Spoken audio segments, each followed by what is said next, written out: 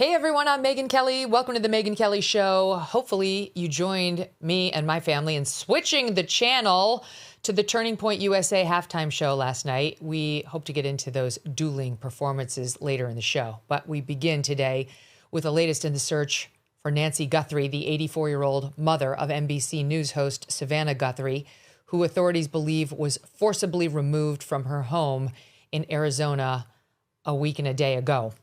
She was last seen Saturday, January 31st, which is 9 days ago. And given that we know she lives with a pacemaker and has limited mobility, the outlook doesn't look good. I mean, her family said on day one that she has life-saving medication she needs, that she can't live without. And that was, last Monday.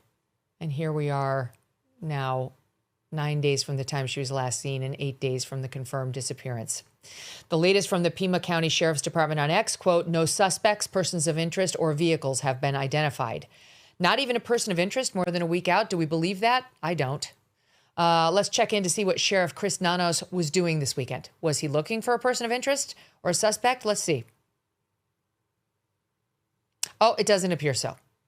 This is a picture obtained by Fox News Digital showing Sheriff Nanos at Saturday's University of Arizona men's basketball game, having a grand old time. I'm sorry, but that is completely tone deaf. I don't care that he needs to blow off steam. You know what? You know who really needs a release from the stress of this past week? Savannah Guthrie. Yeah, she's somebody who's actually really suffering, and that's obvious.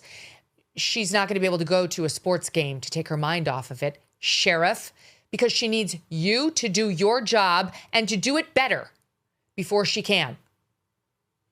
I don't know what's happening. I'm praying every day that this is like an Idaho situation where the police look like nincompoops while on camera and behind the scenes they're solving it. I'm really praying that's what's happening and very open-minded to that actually being the case. Very relieved that the FBI is on scene and working with this sheriff. Because just the sheriff's own on-camera mistakes have been plenty. There have been plenty of them on very material matters. And so I've grown to the point where I really don't know that we should trust his word.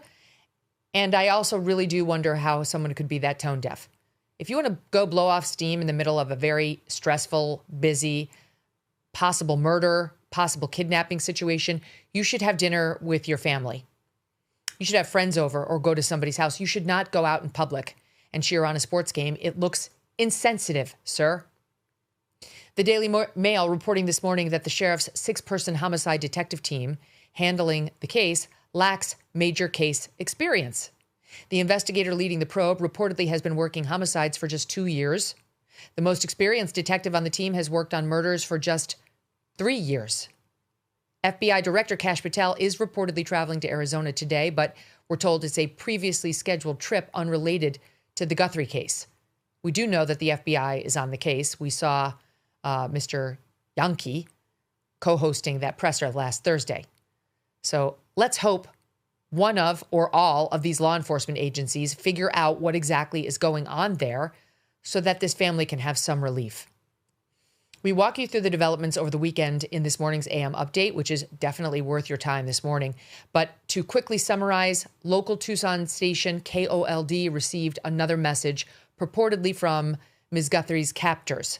And another Tucson station called KGUN, is reporting now that the original ransom note received last week demanded $1 million by last Thursday, and the price went up to $6 million by 5 p.m. this evening. The threat, either implicit or explicit, no one's sharing exactly what else the note said, is that if they don't get this $6 million by 5 p.m. tonight, Nancy Guthrie will be killed. Because their original note that had the $1 and $6 million demands, we are told, said she was okay, said they had her. Now, there's still no confirmation that whoever's writing these messages has or has ever had possession of Nancy Guthrie. None whatsoever. There's been no proof of life or even captivity. None. Notwithstanding that, Savannah and her siblings, Annie and Cameron, did put out a new video Saturday night, which we now know was in response to the second note, the contents of which no one's really sharing. I mean, it didn't go loud. The first one went to TMZ and two others. The second note, which we know virtually nothing about, went only to the one station. And it said virtually nothing. I mean, not that it said virtually nothing. We know virtually nothing about what it said other than it tried to convince the media and ultimately the Guthries that it was being written by the same person who wrote the first note, which was a ransom note. We're told that note number 2 wasn't technically a ransom note. But again, we know almost nothing else about it. But we are now being told that this video I'm about to show you from the 3 siblings was a direct response to note number 2. Watch. We beg you now to return our mother to us so that we can celebrate with her. This is the only way we will have peace. This is very valuable to us, and we will pay. I think we cut off the first line of that where she said, we heard you and we understand. In her note, she made clear that they had received the second note. Though again, they're not sending these to the family. They're sending them to the media. We're going to break down what's to glean from that with our law enforcement analyst later in the show. It's very interesting. She used the word celebrate with her. I mean, I think any Christian knows that's in this context could very well be a reference to a celebration of life that you might have after someone has passed. The whole tone of it sounded to me more like an acceptance that perhaps their mom is gone and that they will pay to receive her remains. That's just my own take on it. I could be totally wrong on that, but so we can celebrate with her. I mean, it's such an odd word if they're really like, no one thinks that if Nancy Guthrie is returned, there's going to be a massive celebration. We're going to celebrate. I mean, like that's clearly not what she meant. The graveness of her manner and that of her brother and sister, I mean, completely appropriately grave in that message and in their look and their tone and in what they said, to me was telegraphing, we know she's no longer alive, but we want her back. We want her remains. We want to give her a proper burial. We want to have a celebration of life. That's how I read it, but we'll ask our experts in just a bit. Over the weekend on Friday, there was a lot of activity in this case. On Friday night, authorities took possession of Nancy's blue Subaru from her garage. Very strange that it was still sitting in there. It's like the FBI got on scene last, Tuesday, and started to say, have we done a thorough search for all the evidence? Why is the victim's car still sitting in the garage? Well, she didn't drive it. Well, how do you know that? Was she possibly stored in the car for some period of time when she was a captive? Maybe they considered removing her from her garage with her own car. Who knows?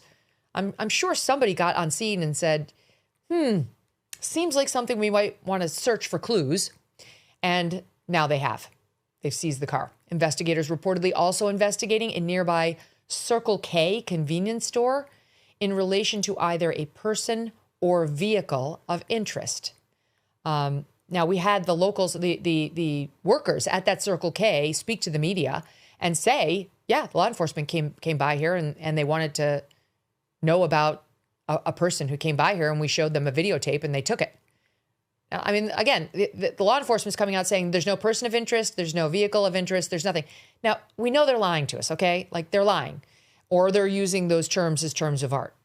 Person of interest, vehicle of interest, suspect, like official suspect.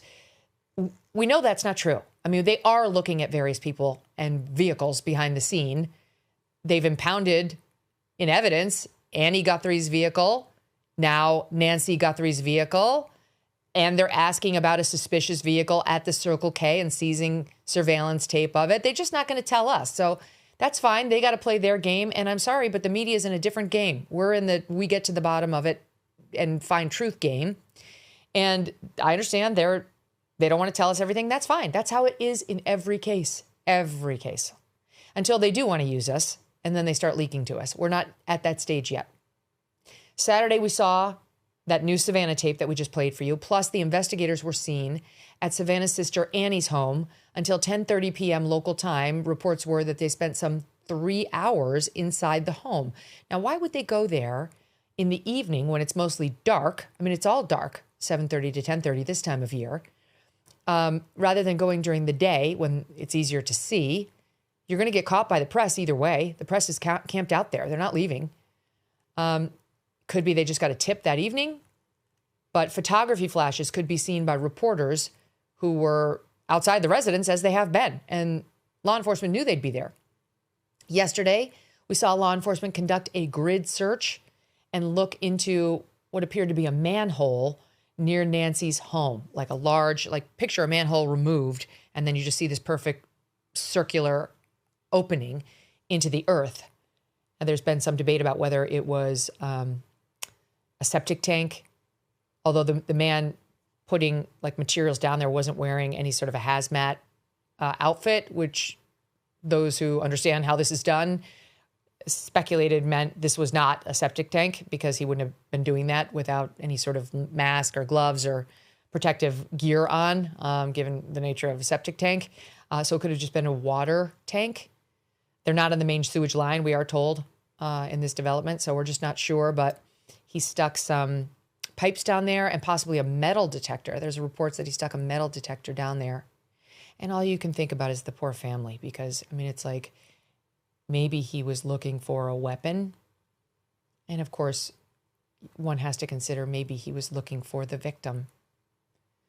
And the family has to sit there at home. I'm sure they're watching TV. I mean, could you not? If this were your loved one, could you not? And having to hold your breath and wonder exactly what might be down there and what they were going to find. It appeared to be nothing, though that's unconfirmed. But nothing was seen, getting pulled out of that hole in the earth. In a bit, we're going to bring in the best law enforcement analysts onto this show to walk us through the latest. Plus, MK True Crime host Phil Holloway is on his way to the scene right now. He will bring us exclusive reporting tomorrow. But we begin with someone who has broken many of the details of this story. News Nation's Brian Entin, who's reporting live outside of Annie's home right now and was there the other night when law enforcement got there as well. Don't miss a moment. Subscribe to this show on YouTube and follow me on Insta, Facebook, and X. At a certain point in life, you realize you are responsible for a whole lot of things, but the most important is your health, because without it, nothing else matters. We may not think about our liver very much, but it's our body's daily filter, processing everything you consume. It performs 500 plus daily functions. Think energy production, digestion, fat metabolism, vitamin storage. And when your liver's overworked, you will feel it. Dose for your liver is a clinically backed liver health supplement taken in a daily 2-ounce drink. Dose says its highly absorbable liquid formula can cleanse the liver of unwanted stressors that may be slowing it down. 0 sugar, 0 junk, 0 calories. They say people who take Dose consistently report less sluggishness, less midday crashes, better digestion, and even less bloating. New customers can save 35% on your first month of subscription by getting to dosedaily.co/MK. dosedaily.co/MK, or just enter MK when you check out. That's Dose, D-O-S-E, daily, D-A-I-L-Y, .co/MK for 35% off your first month's subscription. Brian, welcome back. Great to see you. So can you set the scene for us on Saturday night and what happened at Annie's home? Yeah, Megan, it kind of came out of nowhere. I was over at Nancy's house, which is about 10 minutes away, and I got a call like something's going down at Annie's house. So I raced over here. This is Annie's house behind me. And when I got here, there were 3 deputies that had just arrived. They have private security here. NBC hired private security, I'm told. And it seemed coordinated because the security guard just moved out of the way, let the 3 deputies in, and they had blue gloves on. They had some camera equipment that was in a case. They went inside and they were inside for 3 hours. They closed all the blinds. I could see them taking pictures. Yeah, there you go. Right. That's some of the stuff they brought out. I could see them taking pictures in the garage. You could see a flash from a camera, and then you could see them move throughout the house to other parts of the house because you could see the flash from the camera coming from around the blinds. And it took about 3 hours? Yeah, they were inside for 3 hours, and then they packed up and they left. They didn't say a word. And NBC is reporting today that it was consensual, that I guess it was worked out with the family that they were going to show up, which really doesn't surprise me because, again, just it didn't seem, it seemed like they knew they were coming. The security guard moved out of the way. They knew how to get into the house. There's no one at the house right now, so they went in on their own. And it all seemed like very coordinated. Brian, where's the family? It's a good question. We don't know. They were here. Savannah was at this house early last week with her sister, her sister's husband, and Cameron was here also. And this is where they filmed the first video because we saw them bring the ring light and the tripod in. And somehow they left without anyone really noticing. And it's interesting, there were more security guards here specifically hired by NBC when Savannah was here. There were 3 security guards. And then when she left, now there's only 1 security guard just sort of keeping an eye on the house and, telling people to stay back. Well, it's interesting to watch NBC in the mornings on the Today Show to see what they're reporting on this case, because there's no question in my mind it will have been blessed by Savannah. There's zero doubt that they are asking her, are you comfortable with this? Are you okay? They would not want to upset her or get out ahead of their skis or go someplace where she didn't want it. And they were the ones who broke the news that the search of Annie's home was consensual as opposed to, via search warrant. So to me, I'm deducing, though I can't confirm it as an independent fact, that she doesn't want it looking like her sister or anybody living in that home, like the brother-in-law, are in any way in trouble. But that does not jive with Ashley Banfield's reporting about them considering Annie's husband, Tomas, and that he may, quote, be a prime suspect in this case. We're still investigating that too, Brian, and whether the brother-in-law is coming under the scrutiny of law enforcement. And all I can tell you is that I have reason to believe Ashley Banfield was onto something. I don't know that he did this, but I do believe her reporting that they are taking a very serious look at him. And he's been out of the picture. I mean, he has not been in any of the videos. Has he been seen at all, Brian? He hasn't been seen since I think it was Tuesday of last week. We got some photos of him outside the house here. He's very recognizable with this big beard. And he was outside with his wife, Savannah's sister, Annie, and they were in the car together. But it's now been almost a week. And something else interesting, you mentioned how they the authorities went and retrieved the surveillance video from the gas station and that they were looking for someone. That gas station is a Circle K, and it's right around the corner from Annie's house. It's not close to Nancy's house. It's right around the corner from Annie's house. And it's where it's positioned is where you would have to drive to go from Nancy's house to Annie's house, which I think is really interesting. It's literally like 1 minute away from here. Mm-hmm. Here's what I want to know. I want to know whether anybody's been asked to give and or has given a polygraph. Not a peep about that. Is that correct? No one's saying a word. Not a word. I interviewed yesterday a former homicide detective for Pima County who was there for 20 years and is now retired. And it's interesting what you were reporting in the beginning of your show. I mean, he says the same exact thing, that there's been so much turnover there, that it's a mess at the sheriff's office, and that most of the homicide detectives have like 2 years experience. And so he's concerned a lot of the veterans like him have left just because they've been upset with the department for different reasons. And there was a different sheriff, and then another sheriff came back, and it's been a mess there. But he was telling me that in his 20 years there, they never once administered a polygraph. That wasn't something that they did as a sheriff's office ever, not even once. Oh, but no. I know. But I don't know if now that the FBI is involved, maybe they would be doing that. I don't know, because while they suggested it was a joint investigation at the Thursday presser, FBI, Pima County, my understanding is it's Pima County running herd on this, that it's their investigation, their running point. And so that may tell us some unfortunate things. Here's the other thing I want to know. The Sunday discovery that Nancy was missing allegedly came down to someone at her church noticing she wasn't there and calling the family, which then sent the family to Nancy's home, which led to the discovery of the crime scene, however it looked. They haven't really told us what was inside the home. the Daily Mail and you also, we talked about this last week, reporting that Nancy Guthrie was actually was no longer attending the church that they said she was, and that in fact she'd been going virtual for the past 5 years since COVID. That she'd been participating in the live stream that this church offers, leading us to ask, how would anybody have noticed that she wasn't on the live stream? Because it's not like a Zoom where you can see people joining. Now, we did actually try to join it this weekend and realize that there's a chat. You can join a chat. So it is possible that somebody was in the chat. Look, maybe this is my own bias.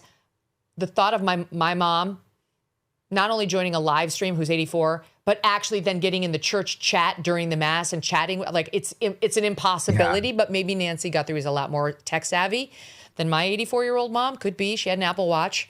So I want to know whether the investigators have tracked down the alleged parishioner who's purported to have made the phone call. Brian, do we know whether that's happened? It hasn't happened from what we know. And that's been one of the strange things about this is we've all, me and then all of my other colleagues, we all talk about it out on the street. We've all been trying to figure out this church element. Everybody has been to the church.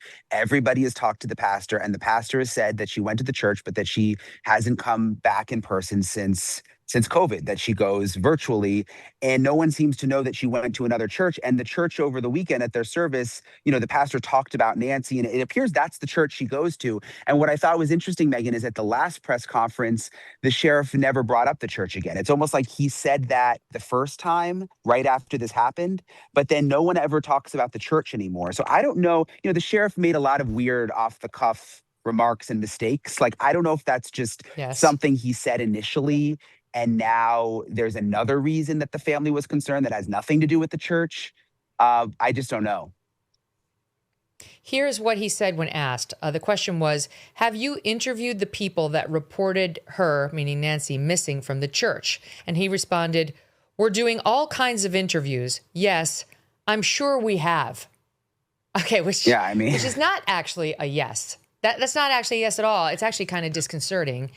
And yet another thing that either they do need to do or they've done, and he's just not telling us. We don't know. So Brian, what about today? The deadline now for this 5 p.m. $6 million payment is looming, and the Savannah and siblings video from the other night said we will pay. It said we will pay. Yeah. But they've had no proof of life. They don't know whether these people actually have their mom. And so do we believe that they're actually going to pay $6 million in Bitcoin? Like, has any law enforcement spoken to this or shed any light on what the next step should be? Yeah, I mean, Savannah said they will pay. Whether they end up doing it, we don't know. And it's interesting. You mentioned the local affiliate was reporting, I think you said it was 1 million and 6 million. That's a little different than what I've learned. I learned it was 4 million and 6 million. And 4 million was the first deadline on Thursday at 5 p.m. and 6 million is the deadline today. But that was in the first note. And the second note, while we don't know exactly what it says, there are some indications that it, based on what Savannah said in her video, the second note may have alluded to Nancy not being okay. And that's why I'm hearing they're not calling it a ransom note. They're just calling it a note. And there was no demand for payment in the second note. It was just a message to the family. It wasn't like, and you can still pay this amount by this time. So I don't, and also, is there a third note that we just don't know about? But that's the other thing I've been wondering. Maybe they're just not reporting on it yet. And Savannah's video is responding to a third note. I wonder the same, because some of the messaging is so controlled and calculated. It almost seems like they're saying something can we watch the Savannah video one more time? Let's just watch it one more time. We received your message and we understand. We beg you now to return our mother to us so that we can celebrate with her. This is the only way we will have peace. This is very valuable to us, and we will pay. So, first of all, it's incredibly grim. They're all very grim-faced. There's nothing about their expressions that telegraphs they've gotten any sort of hopeful news. We understand. She said, we understand in a sad, like contemplative way. We beg you. She's begging them now, saying, give us our mother back so we can celebrate with her. Again, that word celebrate sticks out like a sore thumb. And it's the only way we'll have peace, which is another word associated with, I think, people who are, grieving, having a settlement of the grief, even if it's a sad settlement, but just a settlement, like what's happened and you can be at peace with it. To me, that's what she was telegraphing. But you're right, we don't know what was in the note. Wait, but Brian, the $4 million would make more sense to me than 4 and 6 makes more sense to me than 1 and 6. Because I have to tell you, I've had this conversation behind the scenes with a few different people. Let's face it, $1 million is not much for Savannah Guthrie. She can lose that easily and not really even feel it. So like, if that were the initial demand, I think they would have just paid it. They would have just paid it on Thursday. $4 million is that's a lot more. Yeah, and I'm confident in my reporting. The person who I spoke to saw the note himself. So I'm sure it was 4 million and 6 million. And I can't remember if I talked to you about this last time, but the other thing that was in the first note that was so alarming to the FBI, there's two things. One, the location of the Apple Watch inside Nancy's room was very, very specific. And the other thing is they specifically referenced a damaged, smashed floodlight in the backyard, which has since been removed up on the back of Nancy's house, which is smashed. So those two things were spot on in the first note, which appears to be why they've been taking all of this so seriously. But Brian, don't you think, like, okay, so the floodlight is visible from the outside. People were crawling all over the property, and especially, Monday. I think the first notes came Tuesday. So you would have just had to see it on sometime Sunday or Monday. Or prior to that, potentially you could have seen it prior to that. If you were a contractor taking advantage of the family's pain here and you'd been inside the house, you might know about that floodlight and you might know where she keeps her Apple Watch at night. The thing that I can't get past is if I stole somebody and I needed to give proof of life so that I could get millions of dollars, I would ask that person questions that only that person would know the answers to. And I would put that information in my note. Like, information above all would be proof of life, not where, like, who would say where she keeps the Apple Watch or that a floodlight had been damaged as their, it is I've got your person proof. Right. Yeah, it's a good point. You'd think there'd be something more specific, and then initially, they really wanted to open these lines of communication. But you'd imagine if there really is a kidnapper, they would be hesitant to do that because, the FBI is trying to track. And I don't know if you knew this, Megyn, but we found out through the news director of KOLD, which is where both notes went, that it wasn't submitted through like an email. It came through a news tips form that you fill out on the website of, you know what I mean? Like you can fill out your name, subject. Both notes or just the second one? Both notes. They went to KOLD at least. I don't know if it's the same with TMZ. So I think that makes it harder to track. And they used, a scrambler for the IP address because it was different IP addresses both times. So if they, I don't know that you can attach a picture that way. Mm-hmm. I know. And I don't even think you need a picture though. Like if somebody had a relative of yours or anybody or mine or anybody listening, we all know certain things they could ask the relative. Like if anybody who I know very well, a family member, needed to prove through a kidnapper that it was them, that they were with the kidnapper, they absolutely could do it with information, with references, with like family jokes, like it would be easy. And so just the fact that this person has gone with something so weird, like an outside floodlight and the location of an Apple Watch, what is that? That proves to me you've been to the house and it looks like you've been in the house. But that Think of the number of contractors an 84-year-old has going through her home. You can do very little as an 84-year-old. She probably has somebody help her change her light bulbs. She definitely has somebody change her air filters. Her air conditioner goes on the fritz. Somebody comes in. The person who may have changed the roof recently, as the neighbor observed. It's like the list is so long. But now we're talking about somebody who's taking advantage of the family's pain and not necessarily the person who's causing it. Well, or is all this just a sideshow, Megyn? I mean, I've been thinking about this all weekend. Is all of this just something that the FBI has to look into and that Savannah and her family have to respond to because you put yourself in their shoes, just in case, how could you not? What if in the 1% chance it is true, you want to respond, you want to try, but is there a whole nother side of this investigation happening that, like you mentioned at the beginning, we just don't know about? I mean, them coming here to the house, at 9 o'clock at night on a Saturday out of nowhere. The only thing that I'm skeptical about that, though, is that it was these 3 sheriff's deputies who were just kind of like, I don't know. I mean, I saw the raid at Nancy's house. I shouldn't say raid, but I saw when the FBI team showed up, it was like insane. I mean, it was a full-on FBI. They were in their special outfits. They were in the fancy vans and the evidence unit, and the tape goes up, and it felt so organized. Here on Saturday night, it was just these 3 deputies. I mean, I hate to say this, but their cars were a little beat up, and they get out and they kind of wobble in. And if this was so serious here, why didn't the FBI come here? Like, there's a lot I can't figure out.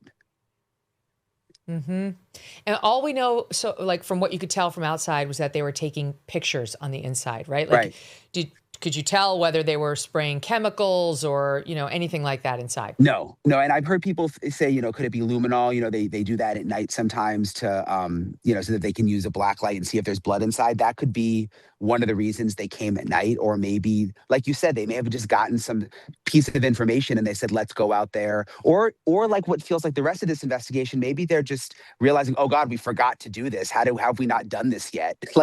We got to go out and get pictures of the inside of the house just in case. Just like they didn't tow Nancy's car until Friday night, which it's like, why wouldn't they have done that earlier in the week? And I mentioned that former homicide detective I spoke to. He's in shock. He's like, how was all of this stuff not done within the first 48 hours? Why are they going back and doing all these things days later? And you mentioned the sheriff at the basketball game. That was around the time Savannah released this second video. So he's at the basketball game. It's the same time, Megyn. He's at the basketball game as you see Savannah holding her siblings' hands, maybe saying that they think Nancy's dead. Like, come on, dude. Like, what are you doing, Understand the optics. We had 2 points I wanted to make. Number one, the other possibility at the search in Annie's home, which was by consent, according to NBC, and only had the 3 guys in the beat-up car show up to take pictures, is that could be by design. Because right now the family is giving them consent. The family's working with them. The sheriff said that earlier last week. They're cooperating, and we want that to continue. Maybe it's we cannot show up FBI style and do this because we do not wish to telegraph to anybody in the family that they are anything other than victims in our eyes. And we certainly don't want to go in guns blazing with a full FBI treatment and telegraph that we think this may be a crime scene. So we're going to keep it on the down low. We're going to keep it casual so that they're not regretting giving us the consent. It's a possibility. Yeah. Don't know, just speculating. Secondly, on the delays, and that your former law enforcement guy out of Pima County and his shock, Brian, that's all I could think when they were out looking in the, whether it's a water tank, whatever they were looking at that with the manhole cover, and the grid search renewing again and searching again in Nancy's home is. Now you're going to do that now. So you did 1 day of searching. They searched that last Sunday, a week ago, into Monday. And by Monday afternoon, they had called off the search. The sheriff used that term saying, maybe we'll resume it, but they had called it off. And I don't want to be too graphic, but like, this is an area riddled with wildlife. Like, if they're looking for a dead body, it's been a long time. Like, this was a long time to wait to get really aggressive about searching for human remains. Yeah, I wonder. Look, we don't know. Like you mentioned, Idaho. We found out later they knew a lot behind the scenes with Koberger that we didn't know, and I was being hard on them every single day. And then I went back and I said, "Oh my gosh, I was wrong. They were really working hard behind the scenes." But is it possible here this is like almost cold right now? Like, are they sitting in a room somewhere saying, what else can we do? Like, we know we're hitting so many dead ends. Oh, did we check the septic tank? Oh, did we check the water tank? Oh, let's go photo. You know what I Yeah. mean? Like, I think that's a Yeah. possibility too. I really do. Same. They could just be in a room like, what box have we not checked because we're screwed right now? We're hitting dead ends.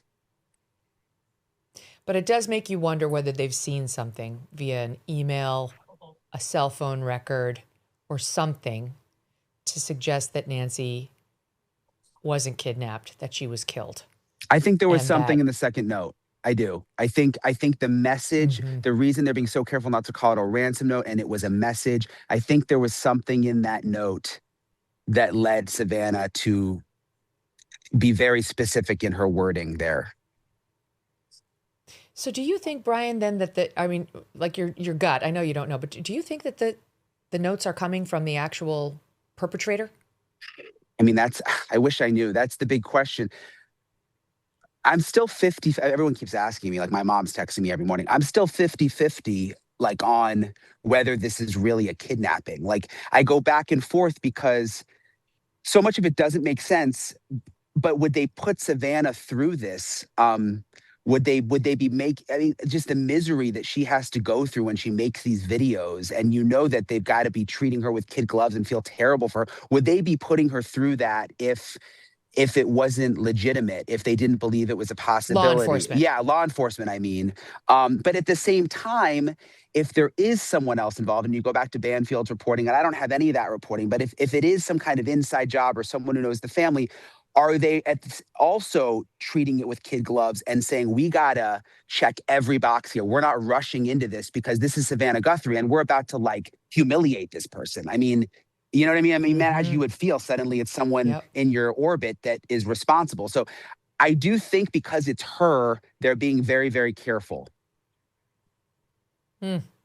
Brian Entin, you've been doing great work. Highly recommend Brian's show. Just Google it in the podcast, Brian Entin, Entin, and you'll find it, or YouTube. I watch them both ways, and I love all your content, my friend. Thank you for being on. Thanks, Megyn.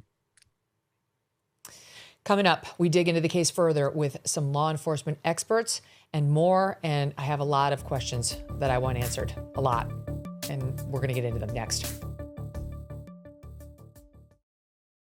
Everybody's talking about weight loss injections because the results can be so dramatic. They work by lowering blood sugar and reducing appetite. But what if you're looking to lose weight, but you're not interested in painful weekly injections, especially when you hear about some of those intense side effects? That's why doctors created a weight loss supplement called Lean, and the results could be remarkable. Lean says the studied ingredients in their product have been shown to lower your blood sugar, burn fat by converting it into energy, and curb your appetite and cravings so you are not as hungry. But listen, Lean is not for the casual dieter with only a few pounds to lose. The doctors at Brickhouse Nutrition created Lean for frustrated dieters with 10 or more pounds to lose.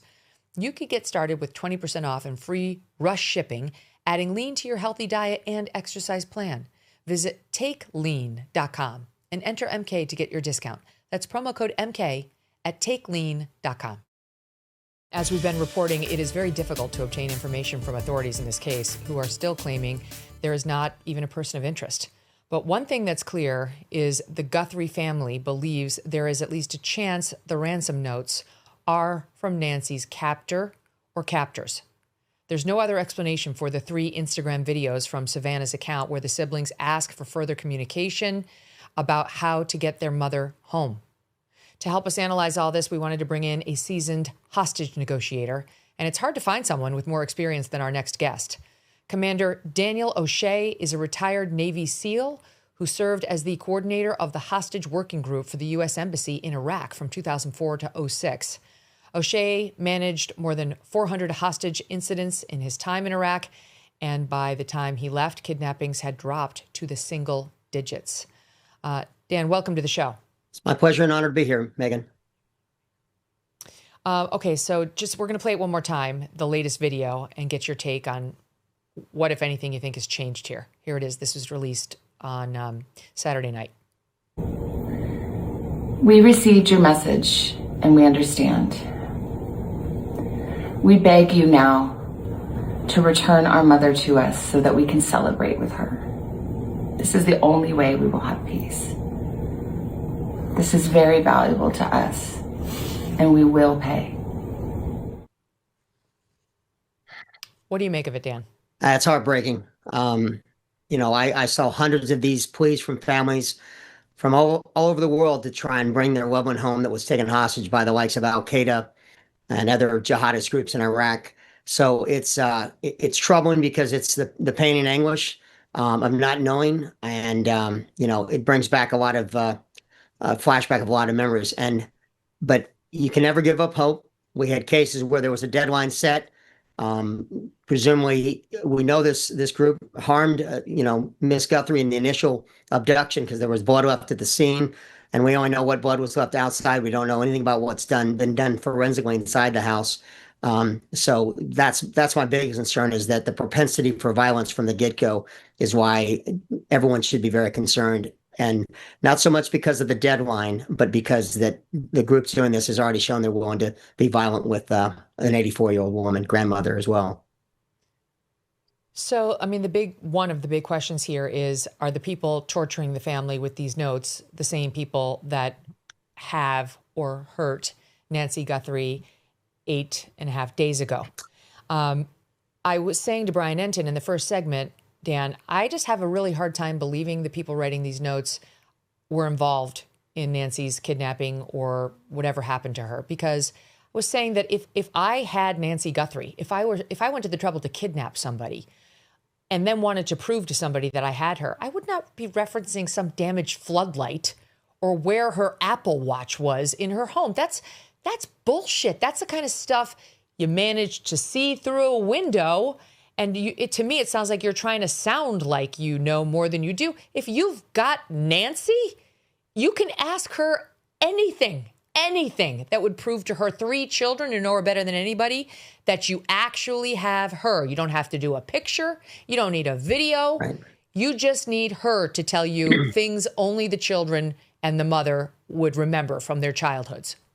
100%, and that's you're not a H&R, a K&R background or hostage negotiator, but I had that suspicion literally from almost day one when the first ransom note came out. First off, they sent the ransom note to TMZ, a tabloid network, and then the local news media. All right, that's not how K&R Kidnap for Ransom works.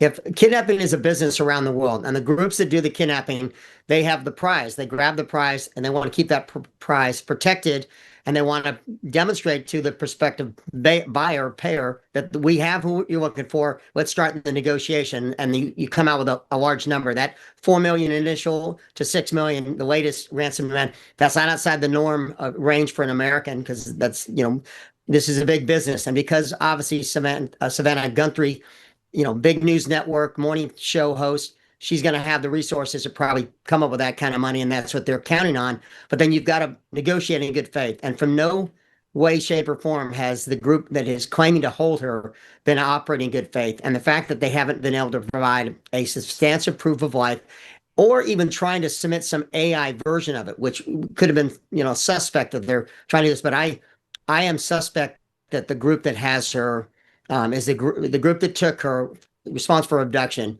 is the group that is sending these messages. They may be related, but I really think this is part of the show and drama to drive up this news media story. And why is that happening? Let's go to the underlying motives.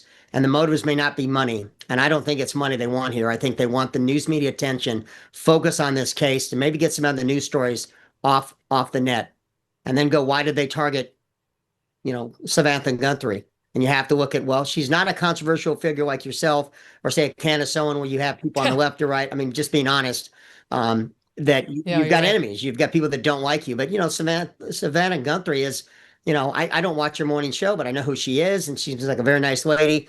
And, what's the most controversial thing she's ever done? Maybe some of her interviews in the past. Well, I mean, she's not controversial, but that doesn't rule out some freak stalker who just interpreted some report she did as an attack or as some sort of, that element is still alive and well around her. And we can't rule that out, that it's some stranger who's obsessed with her. Oh, of course. But then why are you going after the mother unless you're trying to hurt her? So who has a reason to want to hurt Savannah Guthrie. Wouldn't it be a lot? The list would not be long. But go to some of her interviews, and I'm not trying to. I'm not the one coming up with this, because this conversation I've had, with virtually everyone I've talked to, especially offline, when you don't have a 2 minute segment on a news channel. She interviewed a lot of the Epstein victims, in-depth interviews with Virginia Guthrie and some of the other women. And what came out a week before this abduction, days before, the Epstein files, all over the news, and now what is taken over the news media. And maybe that was done intentionally. I'm not saying that's the case, but there's more to this group. I do not think it's a traditional kidnap for ransom. They're not demonstrating any of the things that are normally associated with people that are in the kidnapping business to make money. And I think it's the media attention. But you have to go into it that there are evil people out there that will do terrible things to wonderful human beings. I dealt with that. We had a woman in Iraq. Her name was Margaret Hassan. She was the director of CARE International. She was a 5'1", 180-pound Irish woman who'd lived in Iraq for 20 plus years and married a local. She lived the fourth pillar of Islam, which is zakat. She gave alms to the poor. She fed the poor. She was there we go, a beloved woman, and that did not protect her. She was murdered by her captors, and I'm one of the few Americans who sadly had to watch that execution video, and it was very troubled and very sad. So there's evil in the world, and no matter how good you are, that doesn't protect you from someone that wants to hurt you. So if you were advising this family at this point, and we are told that the second note did not contain proof of life, that they're revealing very little about it, but we are told it did not contain proof of life. And we know the first letter said they had Nancy and claimed she was alive, I believe, but did not have proof of life. You saw the video from the family begging for such proof after they received the first note. Would you advise them to pay? Because right now it's the day of the deadline, 5 p.m. tonight, and TMZ is just reporting that the Bitcoin account allegedly set up to accept these funds is empty as of this time this morning. It's unclear how long it typically takes accounts to update, they write, but as of now, the confirmed balance in the publicly viewable account stands at 0 with no transactions recorded. So at least as of almost 1 p.m. Eastern time, the family has not made any deposits into the Bitcoin account. How would you advise them? Well, this is just very harsh, and it's only comes from experience, because I think someone evil enough to hurt an 84-year-old woman makes me lean, okay. My initial thoughts again a week ago was a cartel involved in this, because the close proximity to the Arizona Mexican border, the fact that I know the cartels have no problem with kidnapping. They're beyond Al Qaeda. They're probably the biggest kidnapping ring out there. Formerly the FARC had that title. So was that a connection to the FARC? To the cartels, because they have a propensity to violence. They have kidnapped young social media influencers in Mexico and murdered them. So they're not above the thought. But I always started with the notion, especially when I would talk to the ambassadors from these countries where they had hostages, I would always be upfront with them and say, sir, you have to begin with the presumption that your citizens that have been kidnapped by this group claiming to be affiliated with Al Qaeda or whoever, that they're not coming home. You have to start with that presumption. And in the fact that this group has not shown proof of life, and I really think the media is what they're going for. So we had deadlines come and go with Al Qaeda. Jill Carroll, that young Christian Science reporter, 28-year-old girl, American girl, she had deadlines come and go. And she ended up brought home after 83 days of captivity because of pressure put on by special forces, the unit that went out every night to hunt for her. And she was brought home safely because the unit, the kidnapping ring finally threw their hands up and said, maybe if we give her up, these bad dudes will stop coming after us. And that's ultimately what happened. So the family, I would strongly recommend to not pay the ransom, not pay any of it, because I don't think I think that'd be money going into the wind for nothing, because I don't trust. There's no trust and good faith between this group and the family, and they've shown none of it, and they're just torturing Savannah and her family. And I would be blunt enough to speak to the family that let's start with the presumption that your mother did not survive the initial abduction, and this may have been a home invasion that went wrong, may have been a stalker, as you said, to do the same. But I would recommend strongly against paying the ransom today by that deadline. What an agonizing decision to have to make at their most vulnerable and weakest. Of course, you'd be at your weakest right now. You're not at your strongest mentally or emotionally in the wake of this tragedy. It's awful. Dan, thank you for your expertise and for your service too. Thank you. Up next, Jim Fitzgerald is back along with Chad Ayers, and a lot to go over with them. Don't miss it. Let's be honest. America can still be a dangerous place, and you cannot afford to wait for help. Sure, you could use a firearm, but in today's America, defending yourself with deadly force could have legal consequences.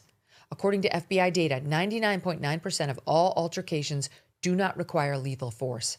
And that's exactly why so many are turning to Byrna. Byrna is proudly American, hand-assembled in Fort Wayne, Indiana. These less lethal self-defense launchers are trusted by hundreds of government agencies, law enforcement departments, and private security companies. Over 600,000 Byrna pistols have been sold, most to private citizens who refuse to be victims.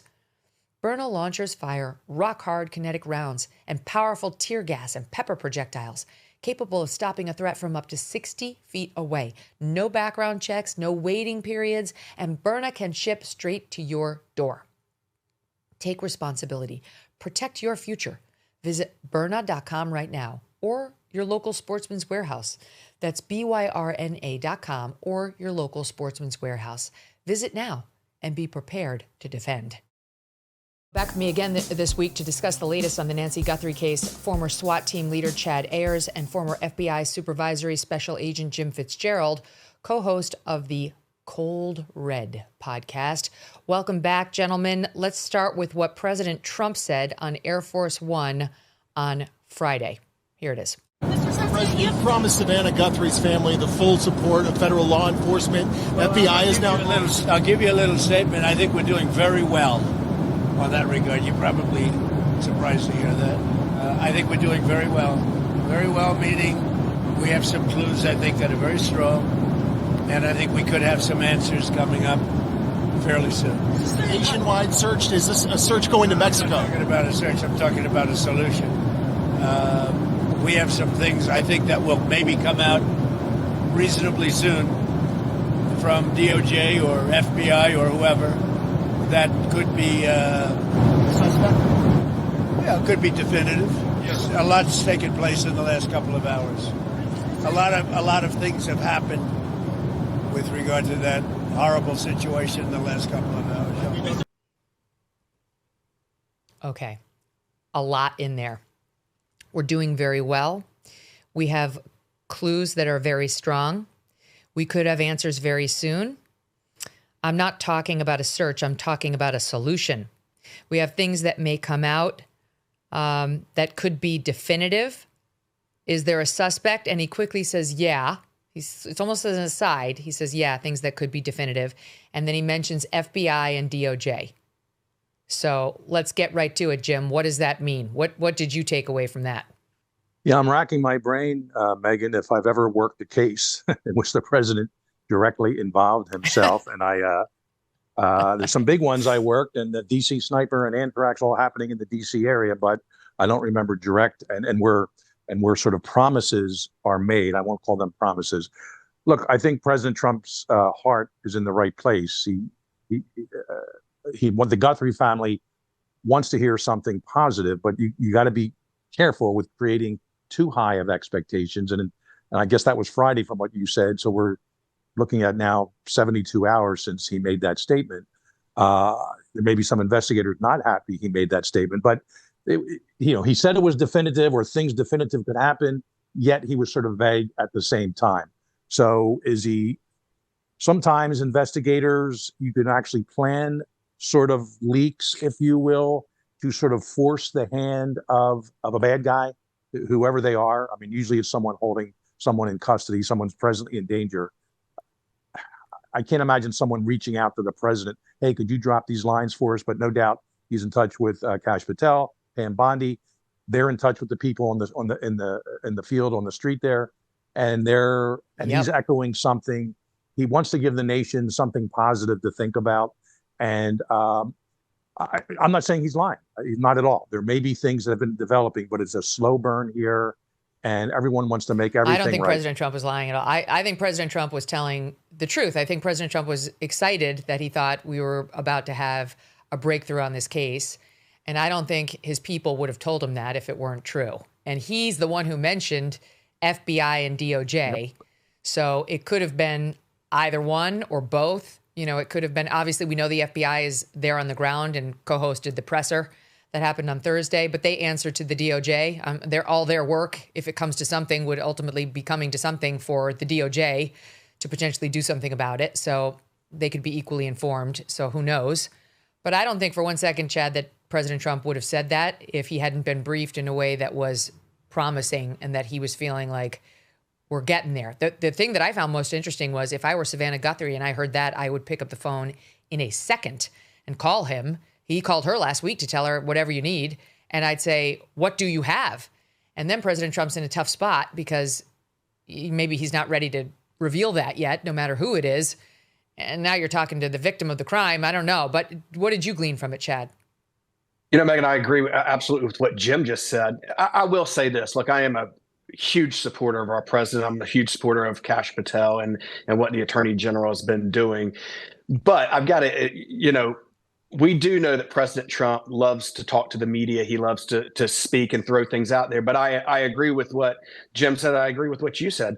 He is in constant contact. This is such a high profile case. He is in constant contact with Kash Patel and the boots on the ground. The American people are heavily invested in this case right now. So I think that possibly, you know, he had information coming in. He says in the future, we're, you know, something real soon we're going to hear. I don't know. I think we have to sit back and wait. But he did, you know, President Trump loves to kind of tease people. Could have answers very soon. Correct. Could have answers very soon. Not talking about a search, talking about a solution. And by the way, remember, Chad, how we found out that they had arrested the guy they said did the pipe bombing? He was on Fox and Friends for a different hit. A hit about something else. And he was like, hey, by the way, we caught the pipe bomber. It was like, what? The man has a way about how he does things, and that's what makes him who he is. Megyn, can I add here? There is a term, both you and Chad are probably familiar with it. It's called tickle the wire. And when you're working a wiretap at Title III, as we call it in the feds, there's a way that you're listening, and of course you have to minimize at certain times if they're talking about, you know, the wives' cookie recipes or something, as opposed to crime.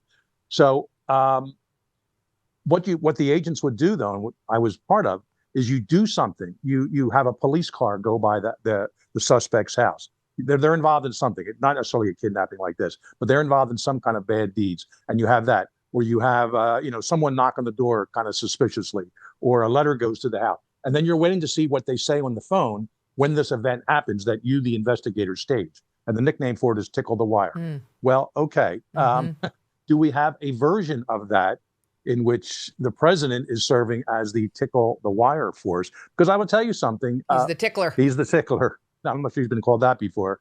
But I'll tell you what, whoever is involved in this, again, we go back to for revenge, for profit. If now they're conflated somehow, were completely separate. Whoever was involved in doing this, one, probably more people who are involved, they may have altered their behavior Friday morning and did something. And if maybe the investigators on the ground, the boots on the ground, as Chad said, they didn't plan for President Trump to make this statement, but if nothing else, they should have taken advantage of it. And let's see who's moving, who is someone even very low on the suspect list we have, who's made a quick call. If we're watching them, we're monitoring their phones, who's called someone else. And maybe, hey, did you hear what the president said? In whatever language, potentially.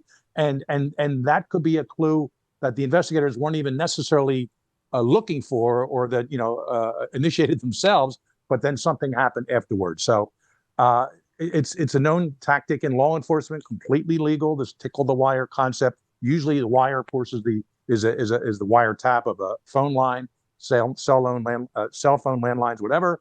Also emails. Well, and that could something that could then happen. The other thing I have to say is I was excited when I heard that, because I thought, okay, they've got somebody. They think they know who did it. But then it occurred to me, having listened to it now many times, he could have been talking about the ransom letter writer. It could be not the suspect in the kidnapping or the harming of Nancy Guthrie. It could be they've got the person who's writing the notes. Let's listen to it one more time and just tell me what you think about that possibility. Because solving that is important, but it might not lead us to the kidnapper. It might be two totally different people. So just listen to Trump again. President, you promised Savannah Guthrie's family the full support of federal law enforcement. FBI is now... I'll give you a little statement. I think we're doing very well on that regard. You're probably surprised to hear that. I think we're doing very well. Very well, meaning we have some clues, I think, that are very strong. And I think we could have some answers coming up fairly soon. Is this a nationwide search? Is this a search going to Mexico? I'm not talking about a search. I'm talking about a solution. We have some things I think that will maybe come out reasonably soon from DOJ or FBI or whoever that could be Suspect? Yeah, could be definitive. Yes, a lot's taken place in the last couple of hours. A lot of things have happened with regard to that horrible situation in the last couple of hours. Right? So, Chad, I don't know. Could be either one. Yeah, Megyn, let's I briefly breach this topic with Jim. The word solution, right? It's not, we haven't discovered, we have a solution. Hear me out for a second. NBC, right? Obviously, Savannah is one of the highest paid news personalities there is for NBC. I looked that up this morning. Last week was the opening ceremonies. NBC is hosting opening ceremonies at the Olympics. They also were the ones that hosted Super Bowl last night. All these viewerships. So if this is a solution, could this, again, we have talked about this, but could this be some type of international crime group that's trying to, and I'm not saying that NBC is involved at all. I want to make sure that is clear. Could this be some type of international crime group that is, trying to disrupt everything that's going on? I mean, there's a totally different angle on this, that could be more than just the son-in-law or just a random maintenance worker. Again, everything's out on the, there's nothing that's not on the table right now. But Chad, did you see the one report saying that reportedly the money that was requested in ransom note number 1 said, now we're being told $4 million if you pay by Thursday, $6 million if you pay by Monday, USD in US dollars, which has some saying, why that doesn't sound like an American. Like when we communicate money figures to one another, we don't say USD. No. We just say you put the dollar sign and then you put the number, the numeral, and then you put million or thousand or whatever your unit of money is. So that could be some small support for this being international and President Trump possibly, casting a very wide web and getting some sort of a ring in this. Because look, it would. The thing about that's attractive is those are the ones who do kidnappings. Sure. It's not an American thing from all of our experts. It's just not something that Americans do. But it is something that they do in Latin America. 100%. And I think that's why nothing's off the table. And, he didn't first say that we could hear something from the Pima County Sheriff's Office. He says we could hear something soon coming from the DOJ or the FBI. Well, and let's face it, there is zero chance that Pima County sheriff is calling President Trump with updates. Zero. There's just no way that's what's happening. Trump gets his information from his cabinet secretaries and his own chiefs, people like Cash, people like Pam. Those would be the ones who would have the information. Though I am told that the FBI is in more of a helping role in this case, and that it is the Pima County Sheriff who is running herd on this. As I say that, this just broke via NBC. And again, you really have to take the NBC News information seriously here, because trust me when I tell you they would not want to get out ahead on anything if it hadn't been blessed by Savannah, or if they thought it was going to do anything to compromise the investigation. They report the FBI said It has deployed additional intelligence and agent personnel from its Phoenix office and other FBI field offices now to assist in the investigation. The agency is also staffing a 24-hour command post with agents who investigate incoming leads and tips. Members of the Cellular Analysis Survey Team, or CAST, are assisting and continue to collect and process digital data as detectives review and analyze information from various sources, including banks and social media. All right, Jim, I have a question for you about that last piece. The Cellular Analysis Survey Team. So cell phones are everything. They know everything about us, these devices. They know where we've been. They know who we've talked to. They know what we've thought. And it did occur to me, because since we spent time on the brother-in-law last week, that if you proceed under the theory that the brother-in-law may have been behind this and also is sending the ransom notes, that would be near impossible. Like, the heat on that guy right now and all last week is at a fire level. So there's no way he's sneaking off to the library to fire off these forms on the local news stations. And by the way, we're told TMZ also has one of those, like a tip line where you can go, and maybe that's why the person chose TMZ, not because they watch TMZ, but it also has one of those forms where you can put on, oh, here's a tip, TMZ. It's Megyn Kelly. Here's my address or my phone number, and my tip is whatever. So there's zero chance this guy was doing that last week. Now, he might have had an accomplice if he was behind this. And of course, then there's the other theory we've been actively working on, which is the two are unrelated. Whoever took her or hurt her has nothing to do with these notes. It's an opportunist, as you put it, Jim. But do you agree with my premise that if we're pursuing the line of the brother or any one of the family, there is zero chance that person was in a position to send ransom notes last week? Megyn, as we discussed a few times last week, whenever a profiler and a behavioralist looks at a series of crimes, you look at pre-offense behavior, of course, the crime itself, post-offense behavior. It's one thing trying to determine what an unknown subject, unsub, as we said in the Bureau, is doing post-offense behavior, changing their disguise, leaving the scene, sometimes injecting themselves into a crime scene, calling in false tips, or certainly following the media. But if you have someone who is within those concentric circles, I'm not going to call the brother-in-law a suspect, but he is someone, of course, that is being looked at.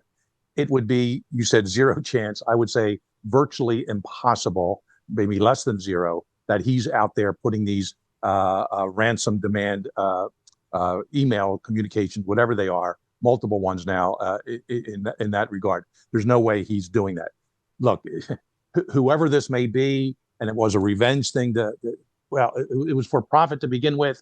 Maybe they're doing that now. If it was a revenge thing, and as I said last week, laying out all the options, perhaps it's someone, well, let me cover up my tracks by doing this. I don't really want the money, but let's let the FBI and the sheriff department chase after these people. So there are multiple avenues here. And all we would have needed was the kidnap note, like other kidnappings that we discussed already this week, from Norway to Frank Sinatra Jr. and the Bronx and whatever. Just something that was proven that the kidnappers are the same people who abducted Mrs. Guthrie. We just don't have that so far. And for the brother, brother-in-law, whatever we want to call him, Tommaso, he has to be in the suspect pool. Everyone does in that close concentric circle. But I would find it, he's the equivalent of a criminal mastermind and Houdini, if he can, in fact, send off these emails with no one else even knowing that in law enforcement, not to mention his family. Go ahead, Chad. Megyn, you obviously have more of a personal relationship. You obviously know Savannah better than well, you have a different type of relationship with her than we do. I've spent a lot of time with her, personal and professional. Sure. It would be very hard. We know that the Bureau and the Sheriff's Office has likely separated these parties to conduct their interviews with all family members. I find it very hard with the last video that was released and them holding hands and all this thing. We've got her brother who was a fighter pilot.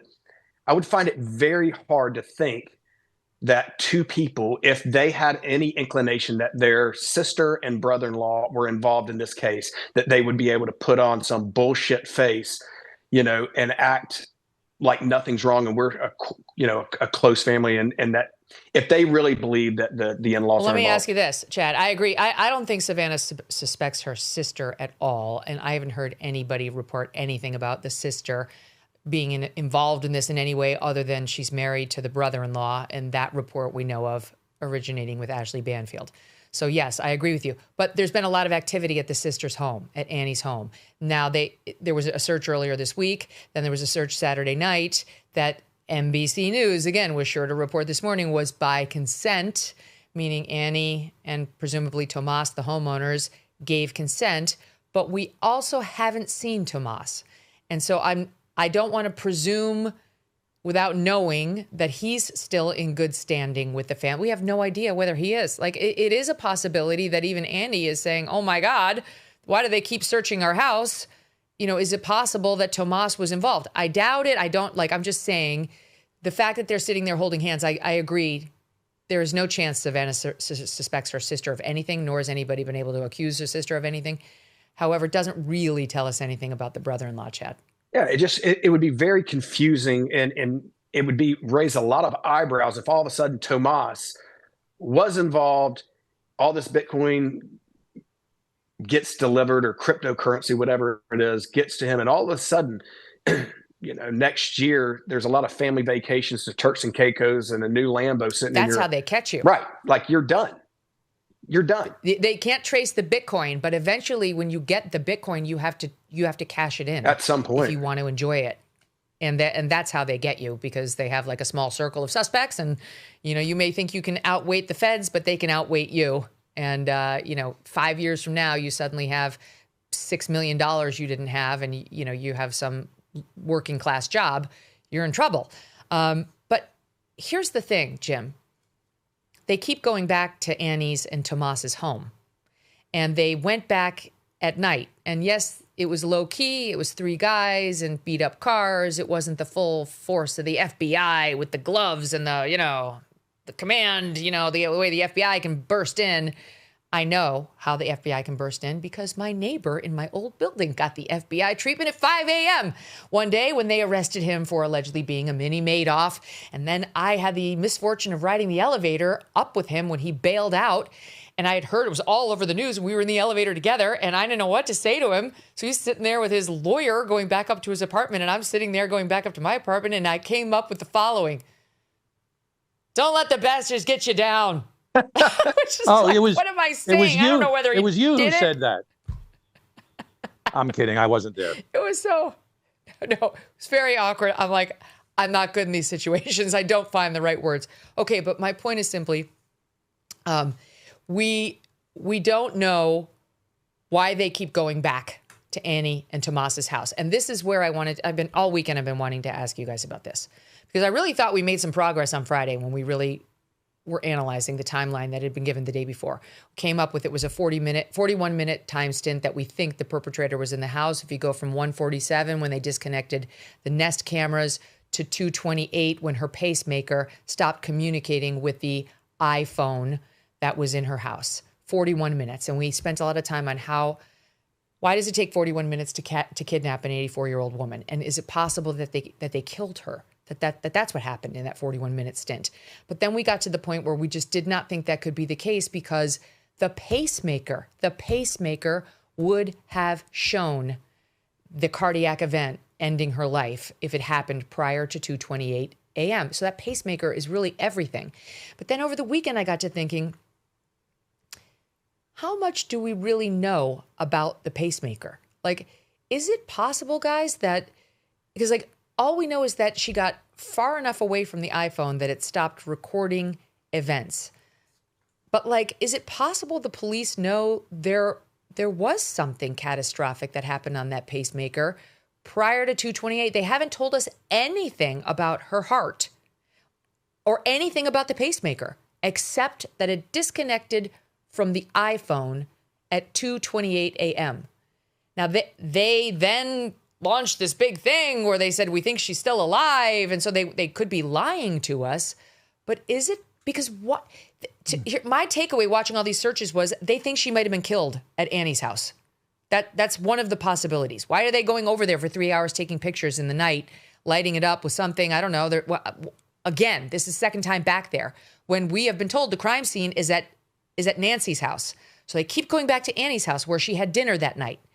And so what is the actual proof that the mother was delivered back to her home at 9:47 with the garage door closing 2 minutes later that night?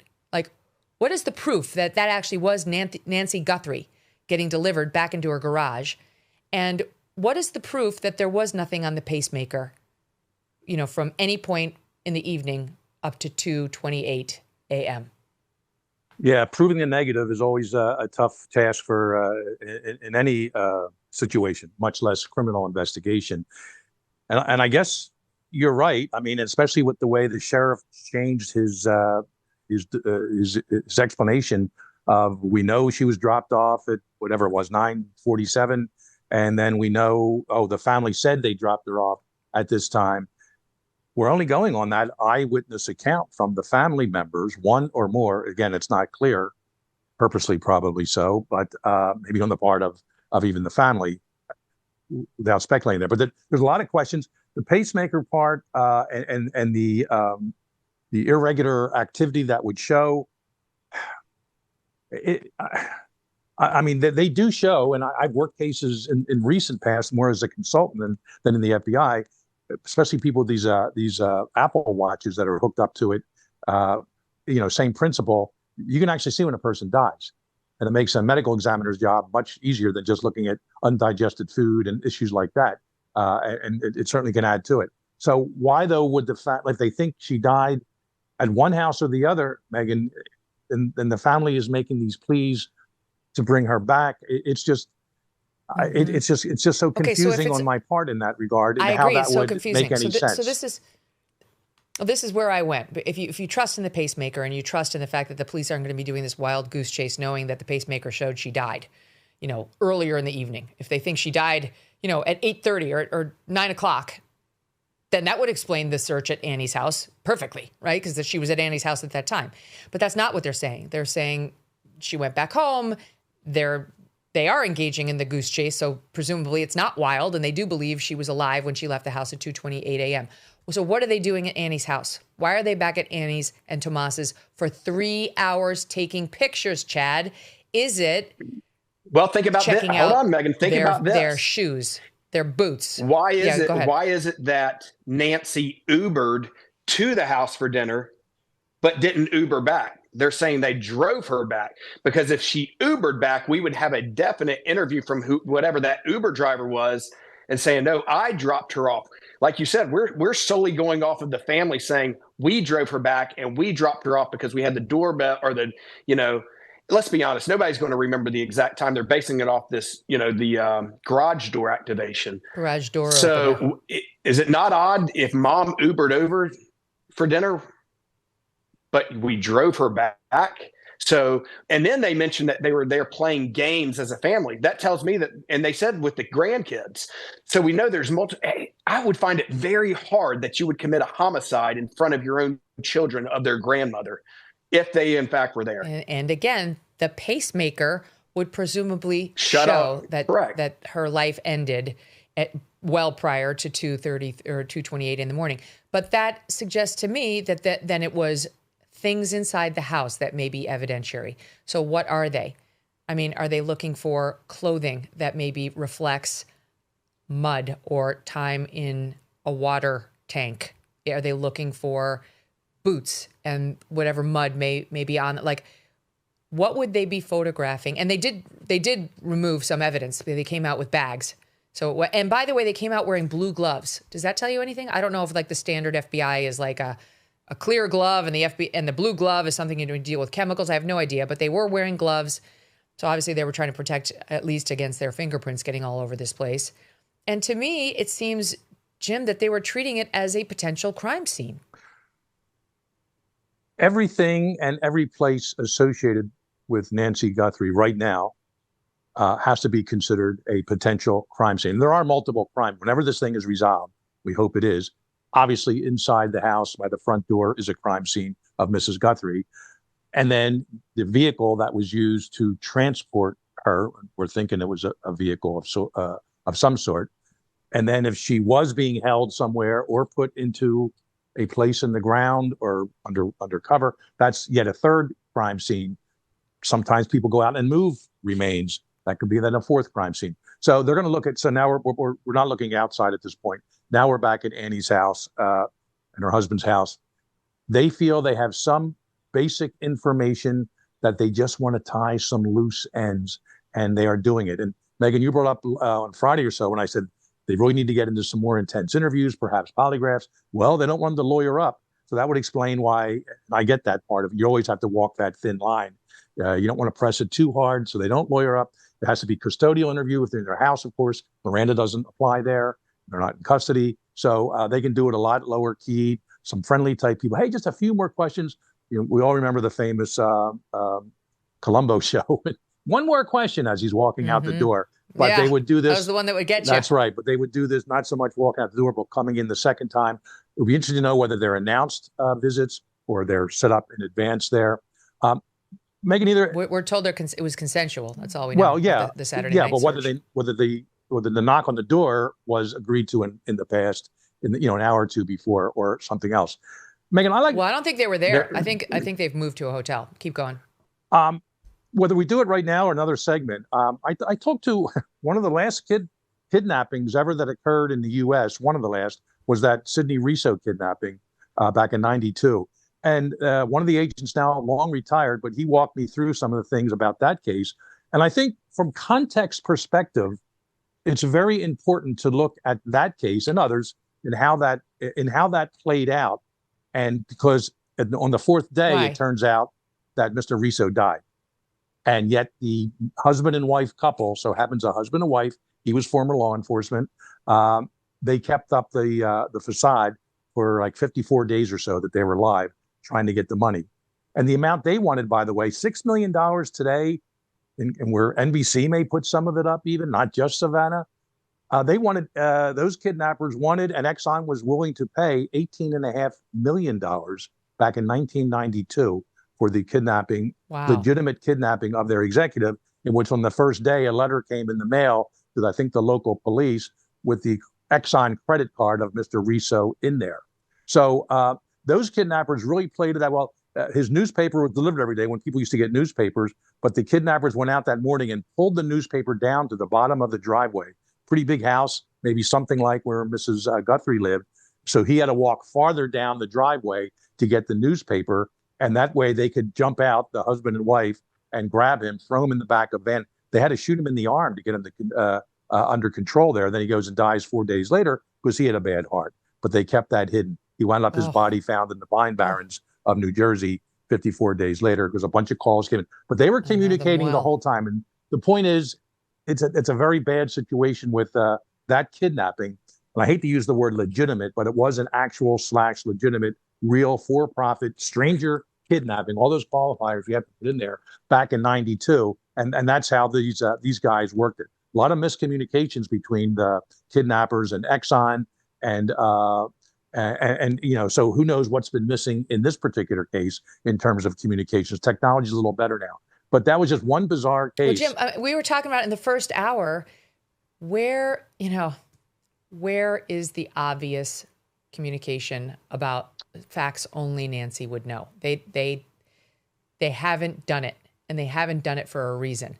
And now the second demand doesn't seem to renew the money demand that was only in the first demand, but the Bitcoin address stands. They haven't changed that. There's been no deposit in it. And Jim, you're the linguist. Listen to the Savannah video with the siblings. It's a shift. I mean, they sounded very grim in their first two videos. Don't get me wrong, but there's definitely a shift tonally. The first one was like, she's got grandchildren. They cover her in kisses. She's spunky. She's fun. Mama, we're looking for you. The whole world is looking for you, mommy. And then this. Here it is again. We received your message and we understand. We beg you now to return our mother to us so that we can celebrate with her. This is the only way we will have peace. This is very valuable to us, and we will pay. A lot in there, Jim. You've got so that we can celebrate with her. Also, now they're begging. We beg you to return our mother.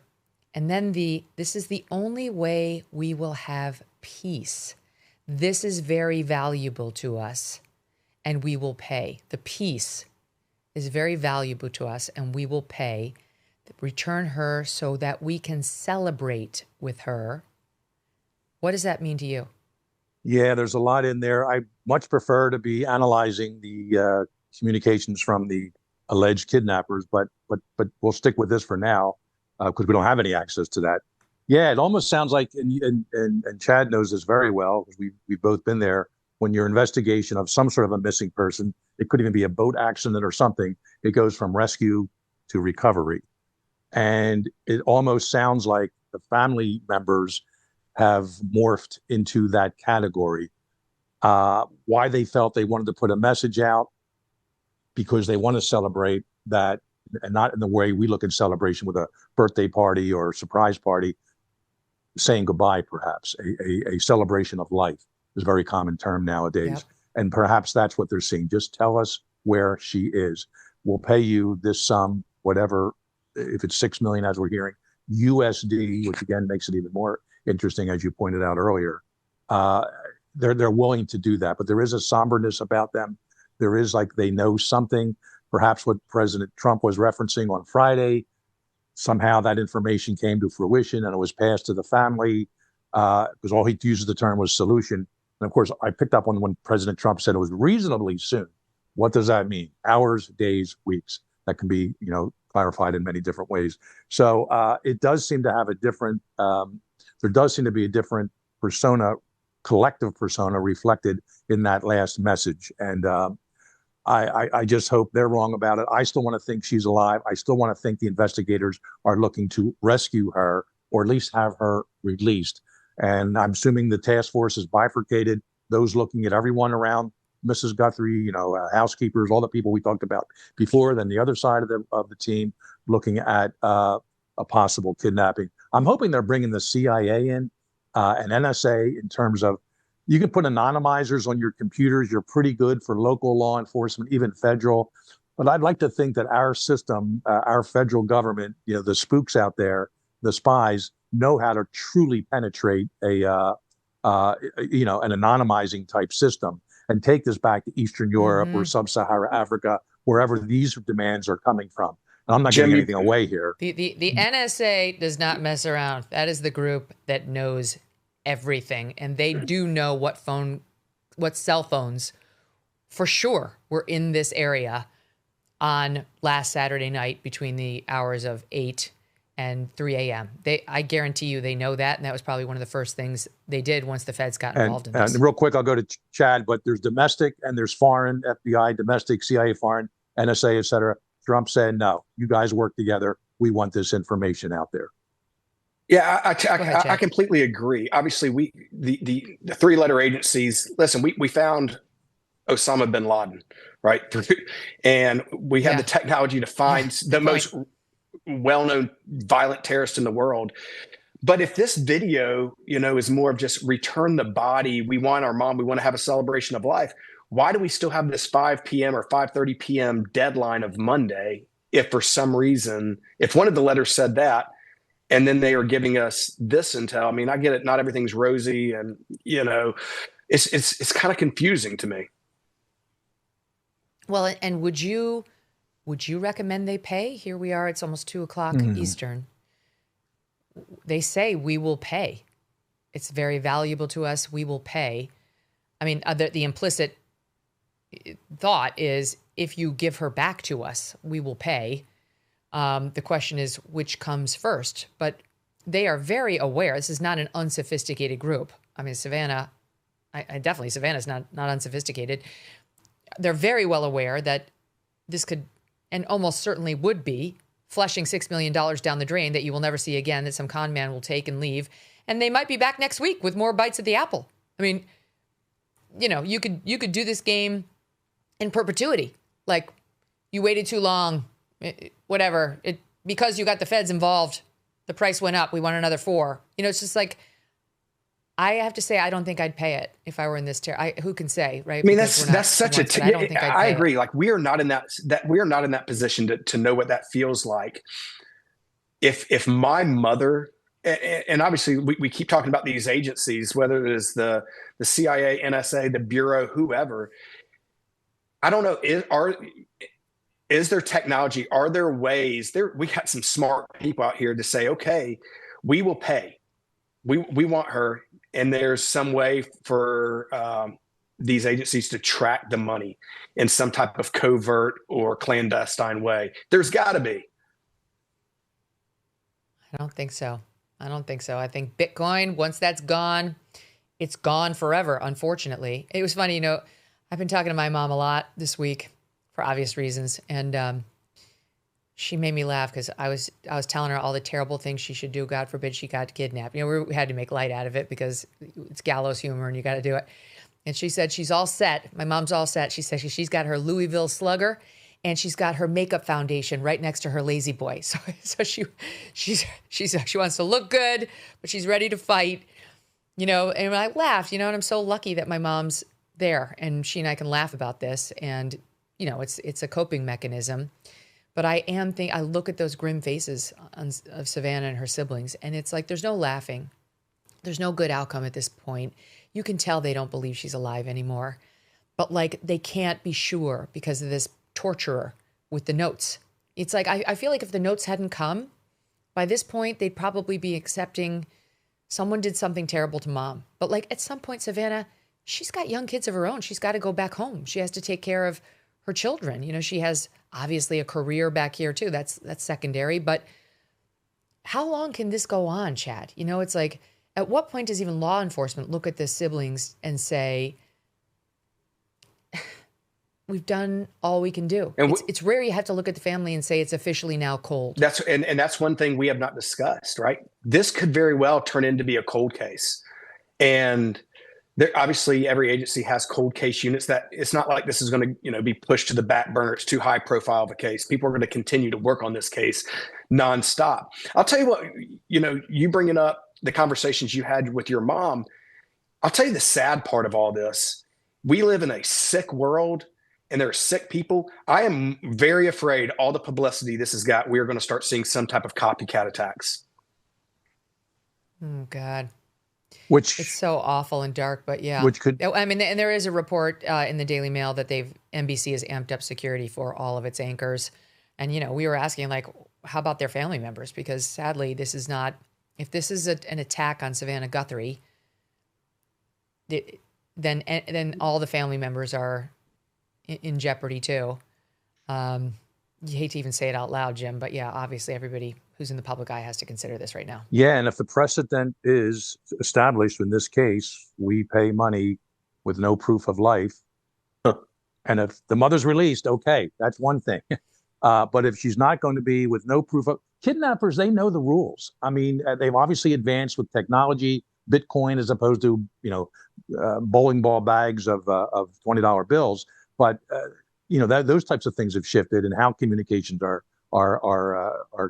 rendered. But they know that you have to follow through on your plan, or it's never going to work again. Yeah, and that's why it's that they have an obligation too. In a way, yes, it's the criminal code. All right, we'll play this game with you, and I mean game in a very very basic form definition. But you got to play by the rules here too.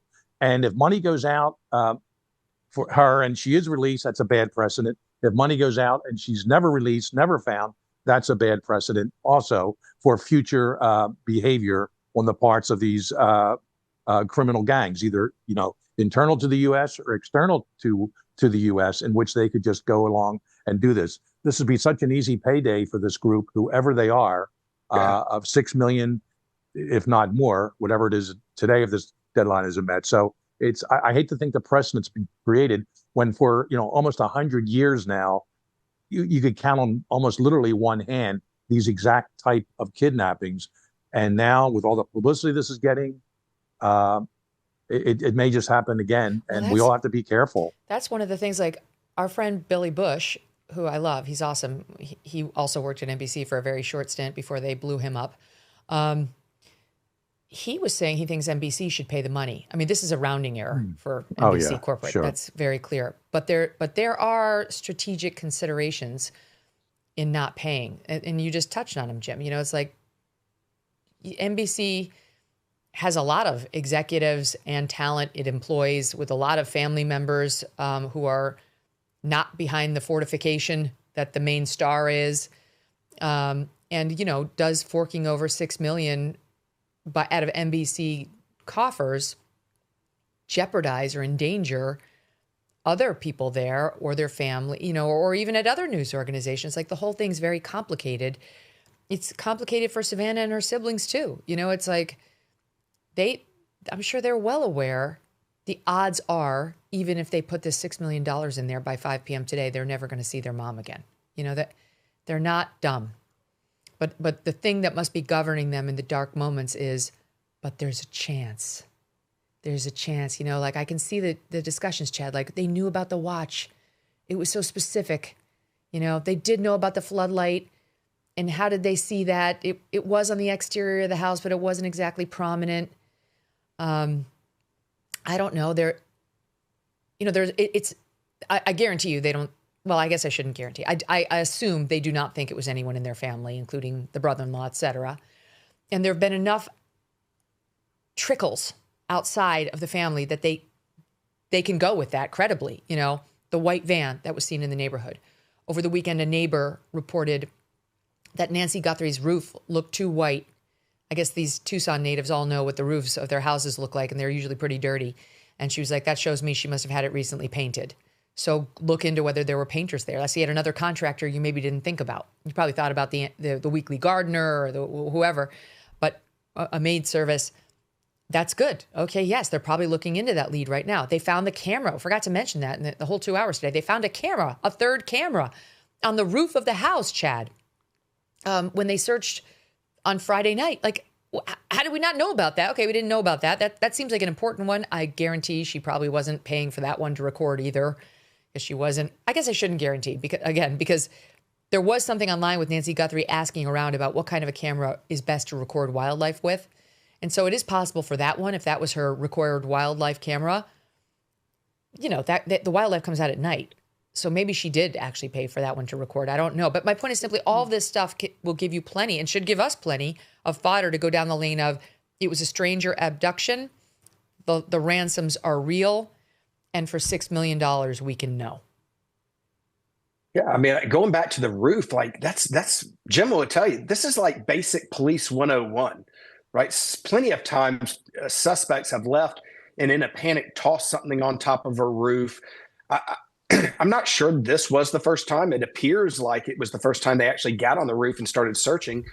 But I do think the sheriff has admitted he kind of dropped the ball on some of this investigation, delaying some of these things, especially getting their pilot up and, you know, not reaching out to the Bureau for a little bit of time. I think, you know, but I want to be careful. It's easy for us sitting back here to armchair quarterback the sheriff's actions, but this is not a normal type of case that they are faced with, you know, frequent. Nobody in the country is faced with this frequently. So I do want to give a little bit of grace. I'm not going to give grace to him going to the basketball game. That's for sure. Yeah. I want to ask another question, guys, that I've been meaning to ask. Why did they search Annie Guthrie's home at night? Brian Entin spoke with a former Pima County Sheriff's deputy who said typically they do it after they learn the information that's relevant. Like, someone said something that they said, oh, shoot, we should go over there and check that out. And it could just be a matter of they learned something interesting at 6 p.m. that night. They called Annie and Tomas and said, do we have your permission to go into the house? And they said, sure, go for it. So it could be that simple. But does it strike you as odd? Because in the darkness, is that the best time to go in? And the media is there 24/7. This couldn't have been about avoiding the media, because they know as well as we do. They're camped out there, and you're gonna get caught doing what you're doing. Now, maybe it's harder for the media to see in, but the media saw the cameras going off. You can see in this video we're playing here. They saw the flashes going off. They knew that they were doing investigative police work in there, Jim. Megyn, am I correct in assuming this was Saturday night, 6 o'clock, 7 o'clock, that they were at Annie's house? So Correct. that would, Yeah, it ended at, I think, 10. It was 7:30 to 10:30 or about there. so coincidentally or not, planned or not, 1 week to the hour, they went back to the house when ostensibly Mrs. Guthrie was last seen, or at least spent time with family members there. And the agents just wanted to see the outside, the lighting elements. I mean, they may have been searching for other things too. Obviously, DNA of Mrs. Guthrie, of Nancy, or certainly fingerprints wouldn't mean anything because she's there all the time. So they just perhaps wanted to go back the exact week after it happened, just like I'm hoping there were road stops out there around 2 a.m. through 6 a.m. Sunday morning in that area 1 week after the fact. So it could be a very practical reason, or it could be more conflated that we don't know about. Stand by. There's news breaking on the case. I think Chad's got to run. Jim's going to stay with us. Chad, if you can stay, you're welcome to stay too. And we will be right back with more with the guys. You know Pure Talk's favorite holiday? It's President's Day, because they believe wireless service should cost you only a couple of presidents. Just a Jackson and a Lincoln, to be exact. For just $25 a month, Pure Talk gives you unlimited talk, text, and plenty of data. Now compare that to Big Wireless. They'd rather celebrate Benjamin Franklin Day so they can charge your family hundreds every month.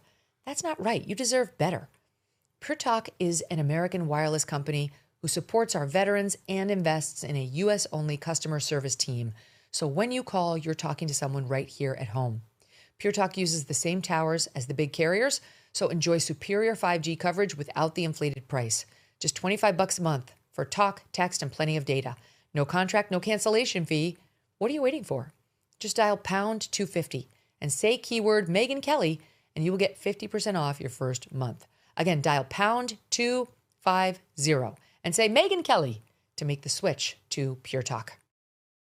Guys, two things just in. NBC's Kelly O'Donnell just reporting that President Trump has been, quote, closely following the Guthrie investigation and, quote, receiving frequent updates, end quote, citing Caroline Leavitt, who did not hold a press briefing, so we're not totally sure. Maybe she just reached out to her directly. He's been closely following it, and he's been receiving frequent updates. Left unsaid is from whom exactly, because that appears to be the person that told him that other stuff. Trump would not come out there and just say all that stuff about, you know, we're close, we're doing very well, we have clues that are very strong, could have answers very soon, not regarding a search, but regarding a solution. We have things that may come out, could be definitive reasonably soon. Is there a suspect? He says, yeah, but it's a passing sort of quick exchange. So I'm not 100% sure he meant to say there's a suspect. In any event, that's the latest from the White House. And now the Daily Mail just dropping this piece as we signed off from the 2 o'clock hour. And there's something in here that's relevant to something we've been discussing. The headline of the piece is Anguished Savannah Guthrie Rushes to $1.2 million Desert Hideaway Amid FBI Search at Sister Annie's Home and as 5 p.m. ransom deadline looms. And it's all about how she, her brother, her sister, and they say her brother-in-law have moved into this mansion, which is in a gated community, which is good, as they wait this thing out. And will refrain from giving any of the other details of where they're staying since it's unnecessary.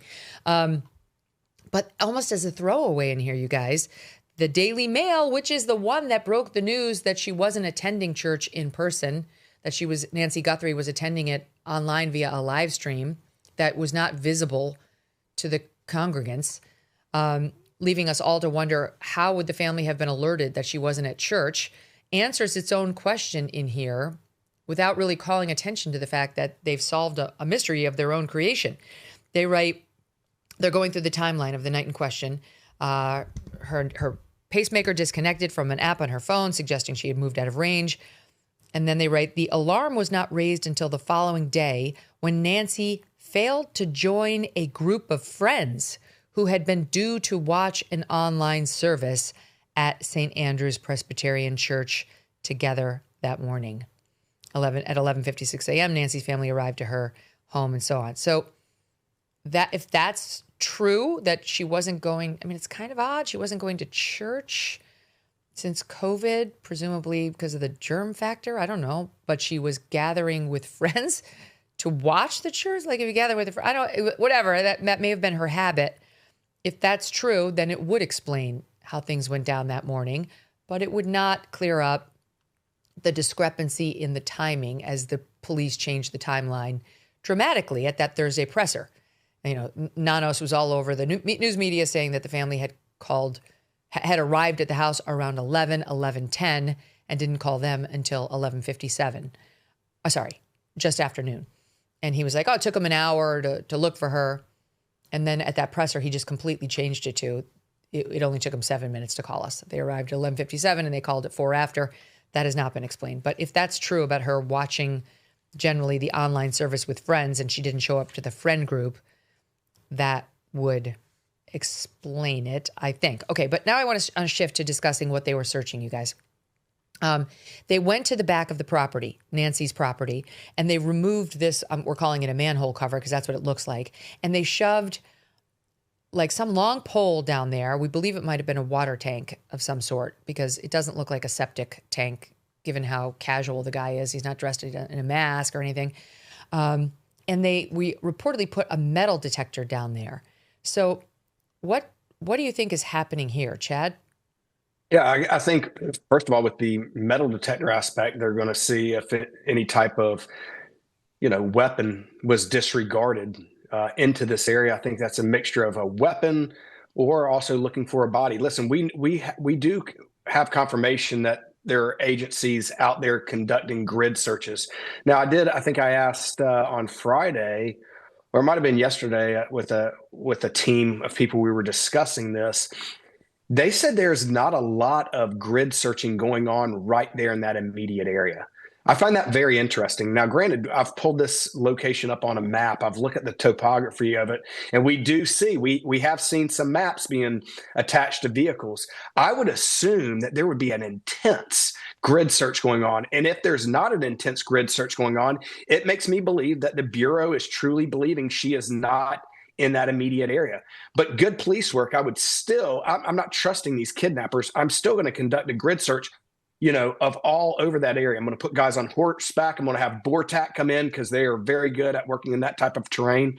But it would be interesting, Megyn, I know you've got some of your team that should be arriving pretty soon. So I would love to know what it looks like around the area of that residence. Is there boots on the ground searches being conducted in that immediate vicinity? And also, we did hear on Saturday night that they did a grid search. They used that term, grid search, Saturday night over at Nancy's property. We talked about the search at Annie's property, but at Nancy's property, they had a grid search going as well, we were told. Well, and Chad, they also had these maps laid out like on the side of their vehicles, like the side of a Jeep or an SUV. Yeah. They're showing it here, or a pickup truck. And can't quite see it from here, but it's the neighborhood. It's like the streets of this neighborhood. And obviously they're very interested in, I don't know what they're searching for. Is it a weapon? Is it Nancy? Well, I would have a lot better direction on this, Megyn, if we also knew have we seen dogs on the ground? Are we using bloodhounds? Are we using cadaver dogs? Are we using patrol dogs that can conduct article searches? There, canines I can give them a command, and anything with human odor on it, whether it's a car key, evidence can be found by canines. These are all questions. And look, we've had drones up, news drones up. We've had news helicopters up. I have not seen many dogs being deployed out in that area. But again, I'm not there. These are questions that I would love to know. I heard a former FBI agent speaking with Brian over the weekend saying, obviously the animal factor is very dark to consider, but you do have to consider it because they gave up the search and rescue within 24 hours. And so if, God forbid, Nancy were killed and left out in that desert, anything could have happened to her by now. And if her remains are gone, so is evidence. But this FBI agent, Jim, was talking about how the FBI would have her, as a matter of course, if they're searching an area like this, like in the desert, they would gather animal scat, meaning like feces, and they would examine it for bones and human hair, not all of which can be digested even by an animal. So like the game is not necessarily over if, God forbid, you're trying to find a murder victim and the animals have gotten to this person before the searchers have. I know this is all extremely macabre, but this is what guys like you have to think about. Yeah, and I'm familiar with research done on body farms, which people donate their bodies, and academics and law enforcement. They put the bodies out in various types of terrains, underground, above ground, cold, warm, with animals, with insects, and a lot of different things have been learned over the last few years, last quarter of a century really, since I know it's been going on. So they are very aware. Wait. Can you just explain that? Are you saying that like somebody who, instead of donating their body to science to be like a cadaver in a med school, they donate it to a body farm so people can just see what happens to it if you put out in the wilderness? Oh, and there's video cameras they put on the bodies, and they test it every day, temperatures. I mean, all kinds of factors. So we know strictly for these types of operations, and none of us want to go here today about Nancy Guthrie, but these are factors that they're flying in other teams. Into this task force area in Tucson, and that they're saying, hey, this is our specialty. Let us go out and do this. So, of course, they're looking into whether they're wells, septic tanks, whatever they are, with different types of devices. And Megyn, it was early last week, I think I said to you, I'm hoping they really check the property of Mrs. Guthrie, including the pool room where the filter chlorinator is kept, and, of course, by extension, any type of a well on her property, water tower in the area, anything like that. So this is very logical they have to do. I'll tell you, and Chad can relate to this, I'm sure. No investigator out there, nor his or her supervisor, when we'll just say Mrs. Guthrie is found, wants to be the one to say, why didn't you check there? Didn't we tell you to do that? Or isn't that, forensics 101 or, grid search 101? So they want to make sure they're covering every track. But not just for that reason, because they want to get it done right. And they've had a week now, over a week. And they're now looking at every single option that they may not have explored. And quite frankly, they should go over it again. I've been in cases where local law enforcement academies, the recruits, they could be in for 2 weeks or 2 months. They're emptied, and maybe 40 or 60 people are not getting as many recruits anymore as they used to. But certainly they would bring them in, bust them in. They're the ones doing these crime scene grid searches. And they really should be doing that. Every single square inch of that area should be searched, search warrants or not, if they're needed, to look for shallow graves. And there's ground penetrating radar that's out there, and that's very sophisticated. You can find movement of the earth. You can see that from above. So there's all kinds of things they're going to do, and that's why I said this team it's bifurcated. We're working the kidnapping. We're working that someone else just took her and dropped her off, and of course there are sub teams on each one of those trying to put this together. New people are flying in. From all different types of agencies. They come up with ideas. Sure, nothing's worked so far. Let's go out and check this place. And that's kind of what they're doing there. I mean, I hate to say it, but the pacemaker would still be there. The pacemaker is not something that an animal would consume. I'm sorry to get so graphic. It's just as we see them doing grid search after grid search in her backyard, I think we all know exactly what they're looking for. One of two things: clues from the kidnapper / perpetrator and or Nancy and her remains. Yeah. And, that's why you do a grid search generally, and you're looking for evidence. And I saw them put that metal detector down there, Chad, and all I could think was, would it detect a pacemaker? Would a metal detector? And I actually just did a quick search online. It was like, well, it might. It actually might. And they give people who have pacemakers, it sounds like kind of conflicting advice about going through a magnetometer, like maybe just tell people who are going to wand you that you have it. They tell them it's not going to hurt you if you get wanded, but like you don't want the wand to linger in front of the pacemaker for too long because it could kind of change the wavelength or whatever. But it's possible that they were hoping to catch, that piece of metal. And maybe that could be an identifying, God forbid the worst has happened, an identifying thing that is left behind. Sorry, again, it's dark, but that's the story that we're covering. The other thing they seized, Chad, and maybe it's just what you guys are saying, was now they seized Nancy's car. Now, I mean, literally a week after she went missing. But there's not, as far as I know, even an allegation that she drove this car during any of the relevant time frame. Well, not just that. We also know that why didn't, she may have had a car, but we also know we're dealing with an 84-year-old lady with a lot of health conditions. Questions that we haven't heard is, does she still actively drive? And if she does, is it possible, that she was out driving and there is trace DNA from someone that was in her car, whether it is a worker or a home, again, going back to the home health care or someone else. I think that is just good police work to do a complete analysis of that vehicle as well, and see if there were any fibers in that vehicle. Again, we have to do. Like you could have had a situation where they were dragging her out of the house and they brushed said, up against put her in the car for a second while we get ready. Yeah, in other words, why wouldn't you check it? Why wouldn't you take that down to the lab and swab every inch of it? But wait, that just reminded me. Think about the timeline. Friday night, we saw a video, courtesy of Fox News, of them on the rooftop finding that camera. There is 100% a camera on the top of Nancy Guthrie's roof.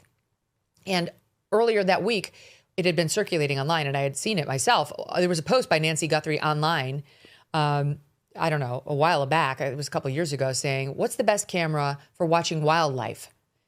And various people weighed in. She wanted to see like the coyotes in her backyard, who again are mostly nighttime creatures.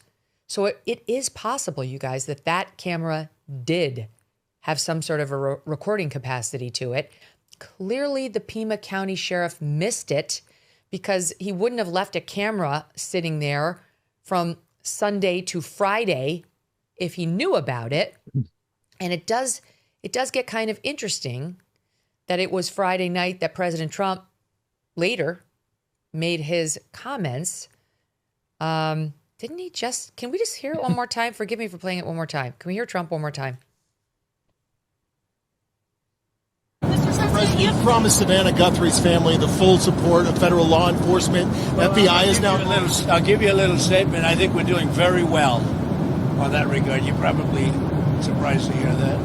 I think we're doing very well. Very well, meaning we have some clues, I think, that are very strong.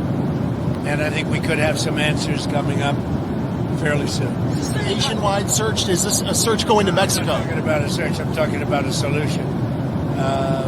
We have some things I think that will maybe come out reasonably soon from DOJ or FBI or whoever that could be Suspect? Yeah, could be definitive. Yes. A lot's taken place in the last couple of hours. A lot of things have happened with regard to that horrible situation in the last couple of hours. There it is. Last couple of hours. He could be talking about that camera, Jim. What if that camera did have a recording function and they actually have somebody on tape who also might not have banked on the rooftop cam? Yeah, and again, I'd want timestamps on when the camera was found and when you said it was Friday night that the president made that statement. We're looking it up right now. Yeah, and the camera was found. It was like in daylight. There's agents up there. So that could be an important fact, not just that the camera was found. I don't think President Trump would say something, oh, they found one extra camera, but there was some kind of a recording aspect to it. And boy, and neither Chad nor I don't think we said anything really negative about law enforcement, but if somehow they missed this camera for the first 5 days or so, that's not a good sign, especially if it has recording capabilities, in the cloud somewhere. Either way, the thing wasn't smashed, even if it had a thumb drive in it of some sort, depending how they work. But yeah, you don't get these things for wildlife. You just see them in real time. Maybe you get a notice on your phone and, oh, look, a little coyote out there. But you want to be able to wake up in the morning and see what the heck happened with all the critters, overnight. So it would only make sense. It's weird that your doorbell camera wouldn't have recording capabilities. Maybe not so weird that the one on top of the house right by the front door looks like wood. And boy, what a treasure trove of recorded evidence that could be. So it'd be nice to see that. Chad, one of the oddities of that, though, is why wouldn't the family have told law enforcement she's got a camera on the roof? Did you get that one? She loved it. She loved to watch the wildlife, and maybe even, who knows, like it could have been a family member who installed it. I mean, in my family, if something's getting installed at my mom's house, it's either my brother, our handyman, or the service provider who brought it, so it's like, it's a small circle of people who would have done it. Well, I think too, in critical situations, Jim, being the behavior guy, will admit, we all handle stress and trauma differently. And so at this time frame, your mother's missing. Is it possible they didn't even think about that camera up top with everything that's going on? No, that's not possible. Now, that's not possible.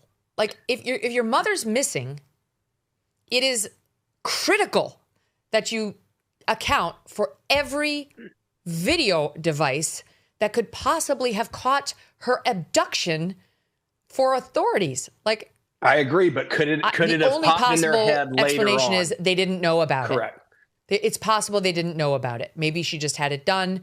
The service provider put it up there and she never discussed it with anybody. And a lot of these wildlife cameras, at least the ones, look, I'm a hunter, so I'm basing this off of cameras that I put out in the woods to see wildlife. I have an app, and if I don't pay the subscription, I'm not getting the photos in a file sent to that app. But all of my cameras, all of those cameras on the wildlife side, type of trail cameras, do have an SD card in them that can be removed. I do know that for a 100% fact. I'm not saying that's what type of camera was utilized, but if it was, most of these cameras, even if she did not have a subscription, most of these cameras have some type of SD card inside of them. That's really interesting. Even if it weren't the camera, it does make you wonder, what did President learn on Friday? President Trump learned, we've learned in the past couple of hours. The presser was on Thursday. When did the second note come? Was it Friday, you guys? Yes. It was Friday. Some point so Friday. The second note came on Friday. It's possible that person, again, because we're not sure if President Trump was referring to finding the suspect who hurt Nancy or the notes, the person behind the notes. Maybe the person screwed up. Maybe there was some identifying information on the second note that he was referring to then, because that timing also dovetails. And we're trying to figure out the exact timing of the Fox video of them finding the camera and President Trump's remarks. Hold on a second. The Fox post about the agent pulling the wired device from the roof was posted at 8:37 p.m. Okay, but that's Eastern. So that would have been 6:37 p.m. Tucson time. And do we know? Okay. The gaggle with President Trump began at 7:26 on Air Force One Eastern time. So that was before Fox News posted it. So maybe, but I don't know. Trump's not getting his information on what's happening in this case from Fox News. He's getting it clearly from DOJ or FBI. And who knows? Maybe they did. Maybe they had already, you get that. You're going to look in 2 seconds. You're going to take that whatever you called it, the USB card. You're going to stick it in a laptop on site to see if you can see something. Who knows? So there's that possibility. And there's also a possibility that they were able to identify something off of the note that was sent on Friday. But something appears to have broken on Friday that got the president excited about, the possibility of solving this case. Brian Entin reported Friday that a ransom message, although now we know it wasn't, he reported it at 6:20 p.m. Again, law enforcement is going to know about all this long before we do. So that came at 6:20. The president began his gaggle on Air Force One at 7:26. And the Fox post about the agent pulling the wire device from the roof was 8:37 p.m. But again, we don't know when that actually happened. We just know that they did a post about it. I'll tell you one thing that I find how Fox would have handled that. One thing I find very interesting, and I may be looking into this too much, but it is now confirmed that Kash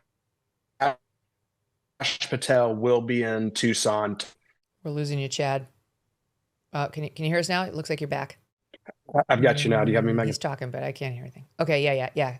So you're saying it is it is confirmed that Kash Patel will be in Tucson tomorrow. So could this be, is this already just a planned trip that he had to come out there?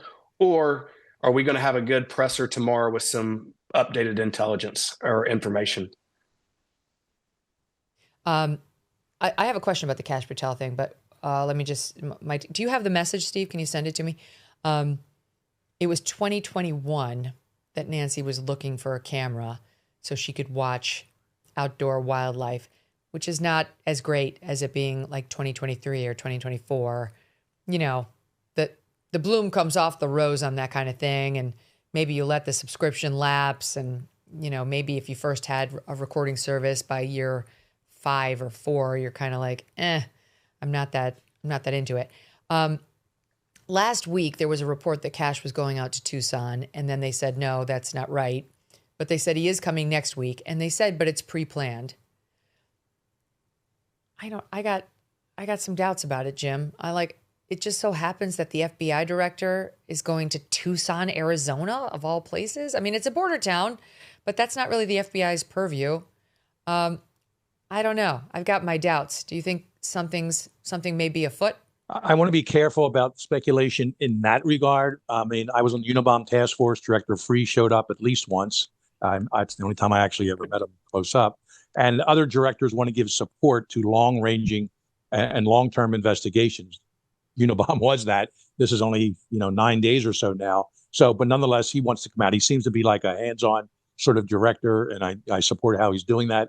At least in the Charlie Kirk matter, he did put something out a little bit premature, but I don't think he's done that since then. So he's been very careful. And if he did tell President Trump something, and then President Trump put that statement out, I'd like to think they had something, but of course, what is it? Probably wasn't a body being found, because the family would have been told that right away.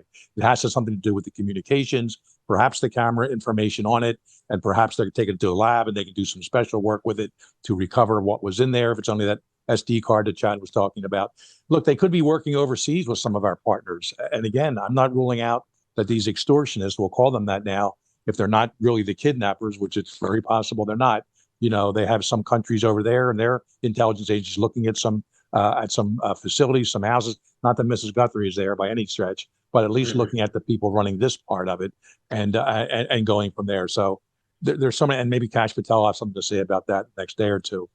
But that's the only kind of break they're looking for right now. That stuff's all secondary. It'd be great to arrest those guys, but we really want to find Mrs. Guthrie, hopefully alive, but the family just wants back to do that celebration that they talked about. But of course, it'll be a celebration of life at this point.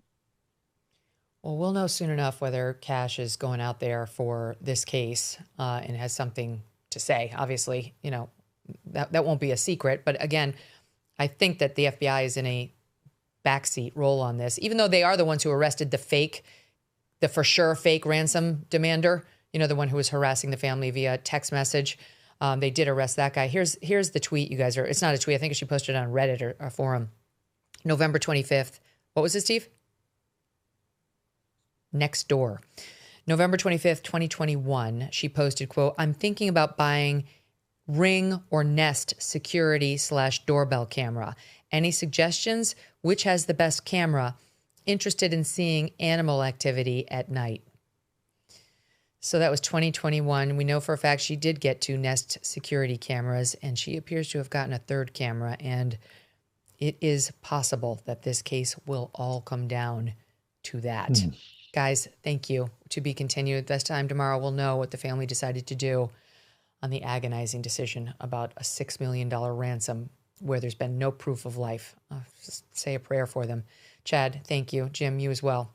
And thanks to all of you for listening and tuning in. We did not get to the Super Bowl, but I'm pretty sure you're not depending on me for your sports news. I do have some thoughts on the absurdity of Bad Bunny. Just had a very, very feisty argument with Piers Morgan on his show about Bad Bunny, whom he defended. I did not. And we will get into that. Tomorrow we have Andrew Clavin here, and we're going to bring our guys back too for any developments in this case. So we'll have times for some other news as well. Thank you all, and lots of love. We'll see you tomorrow.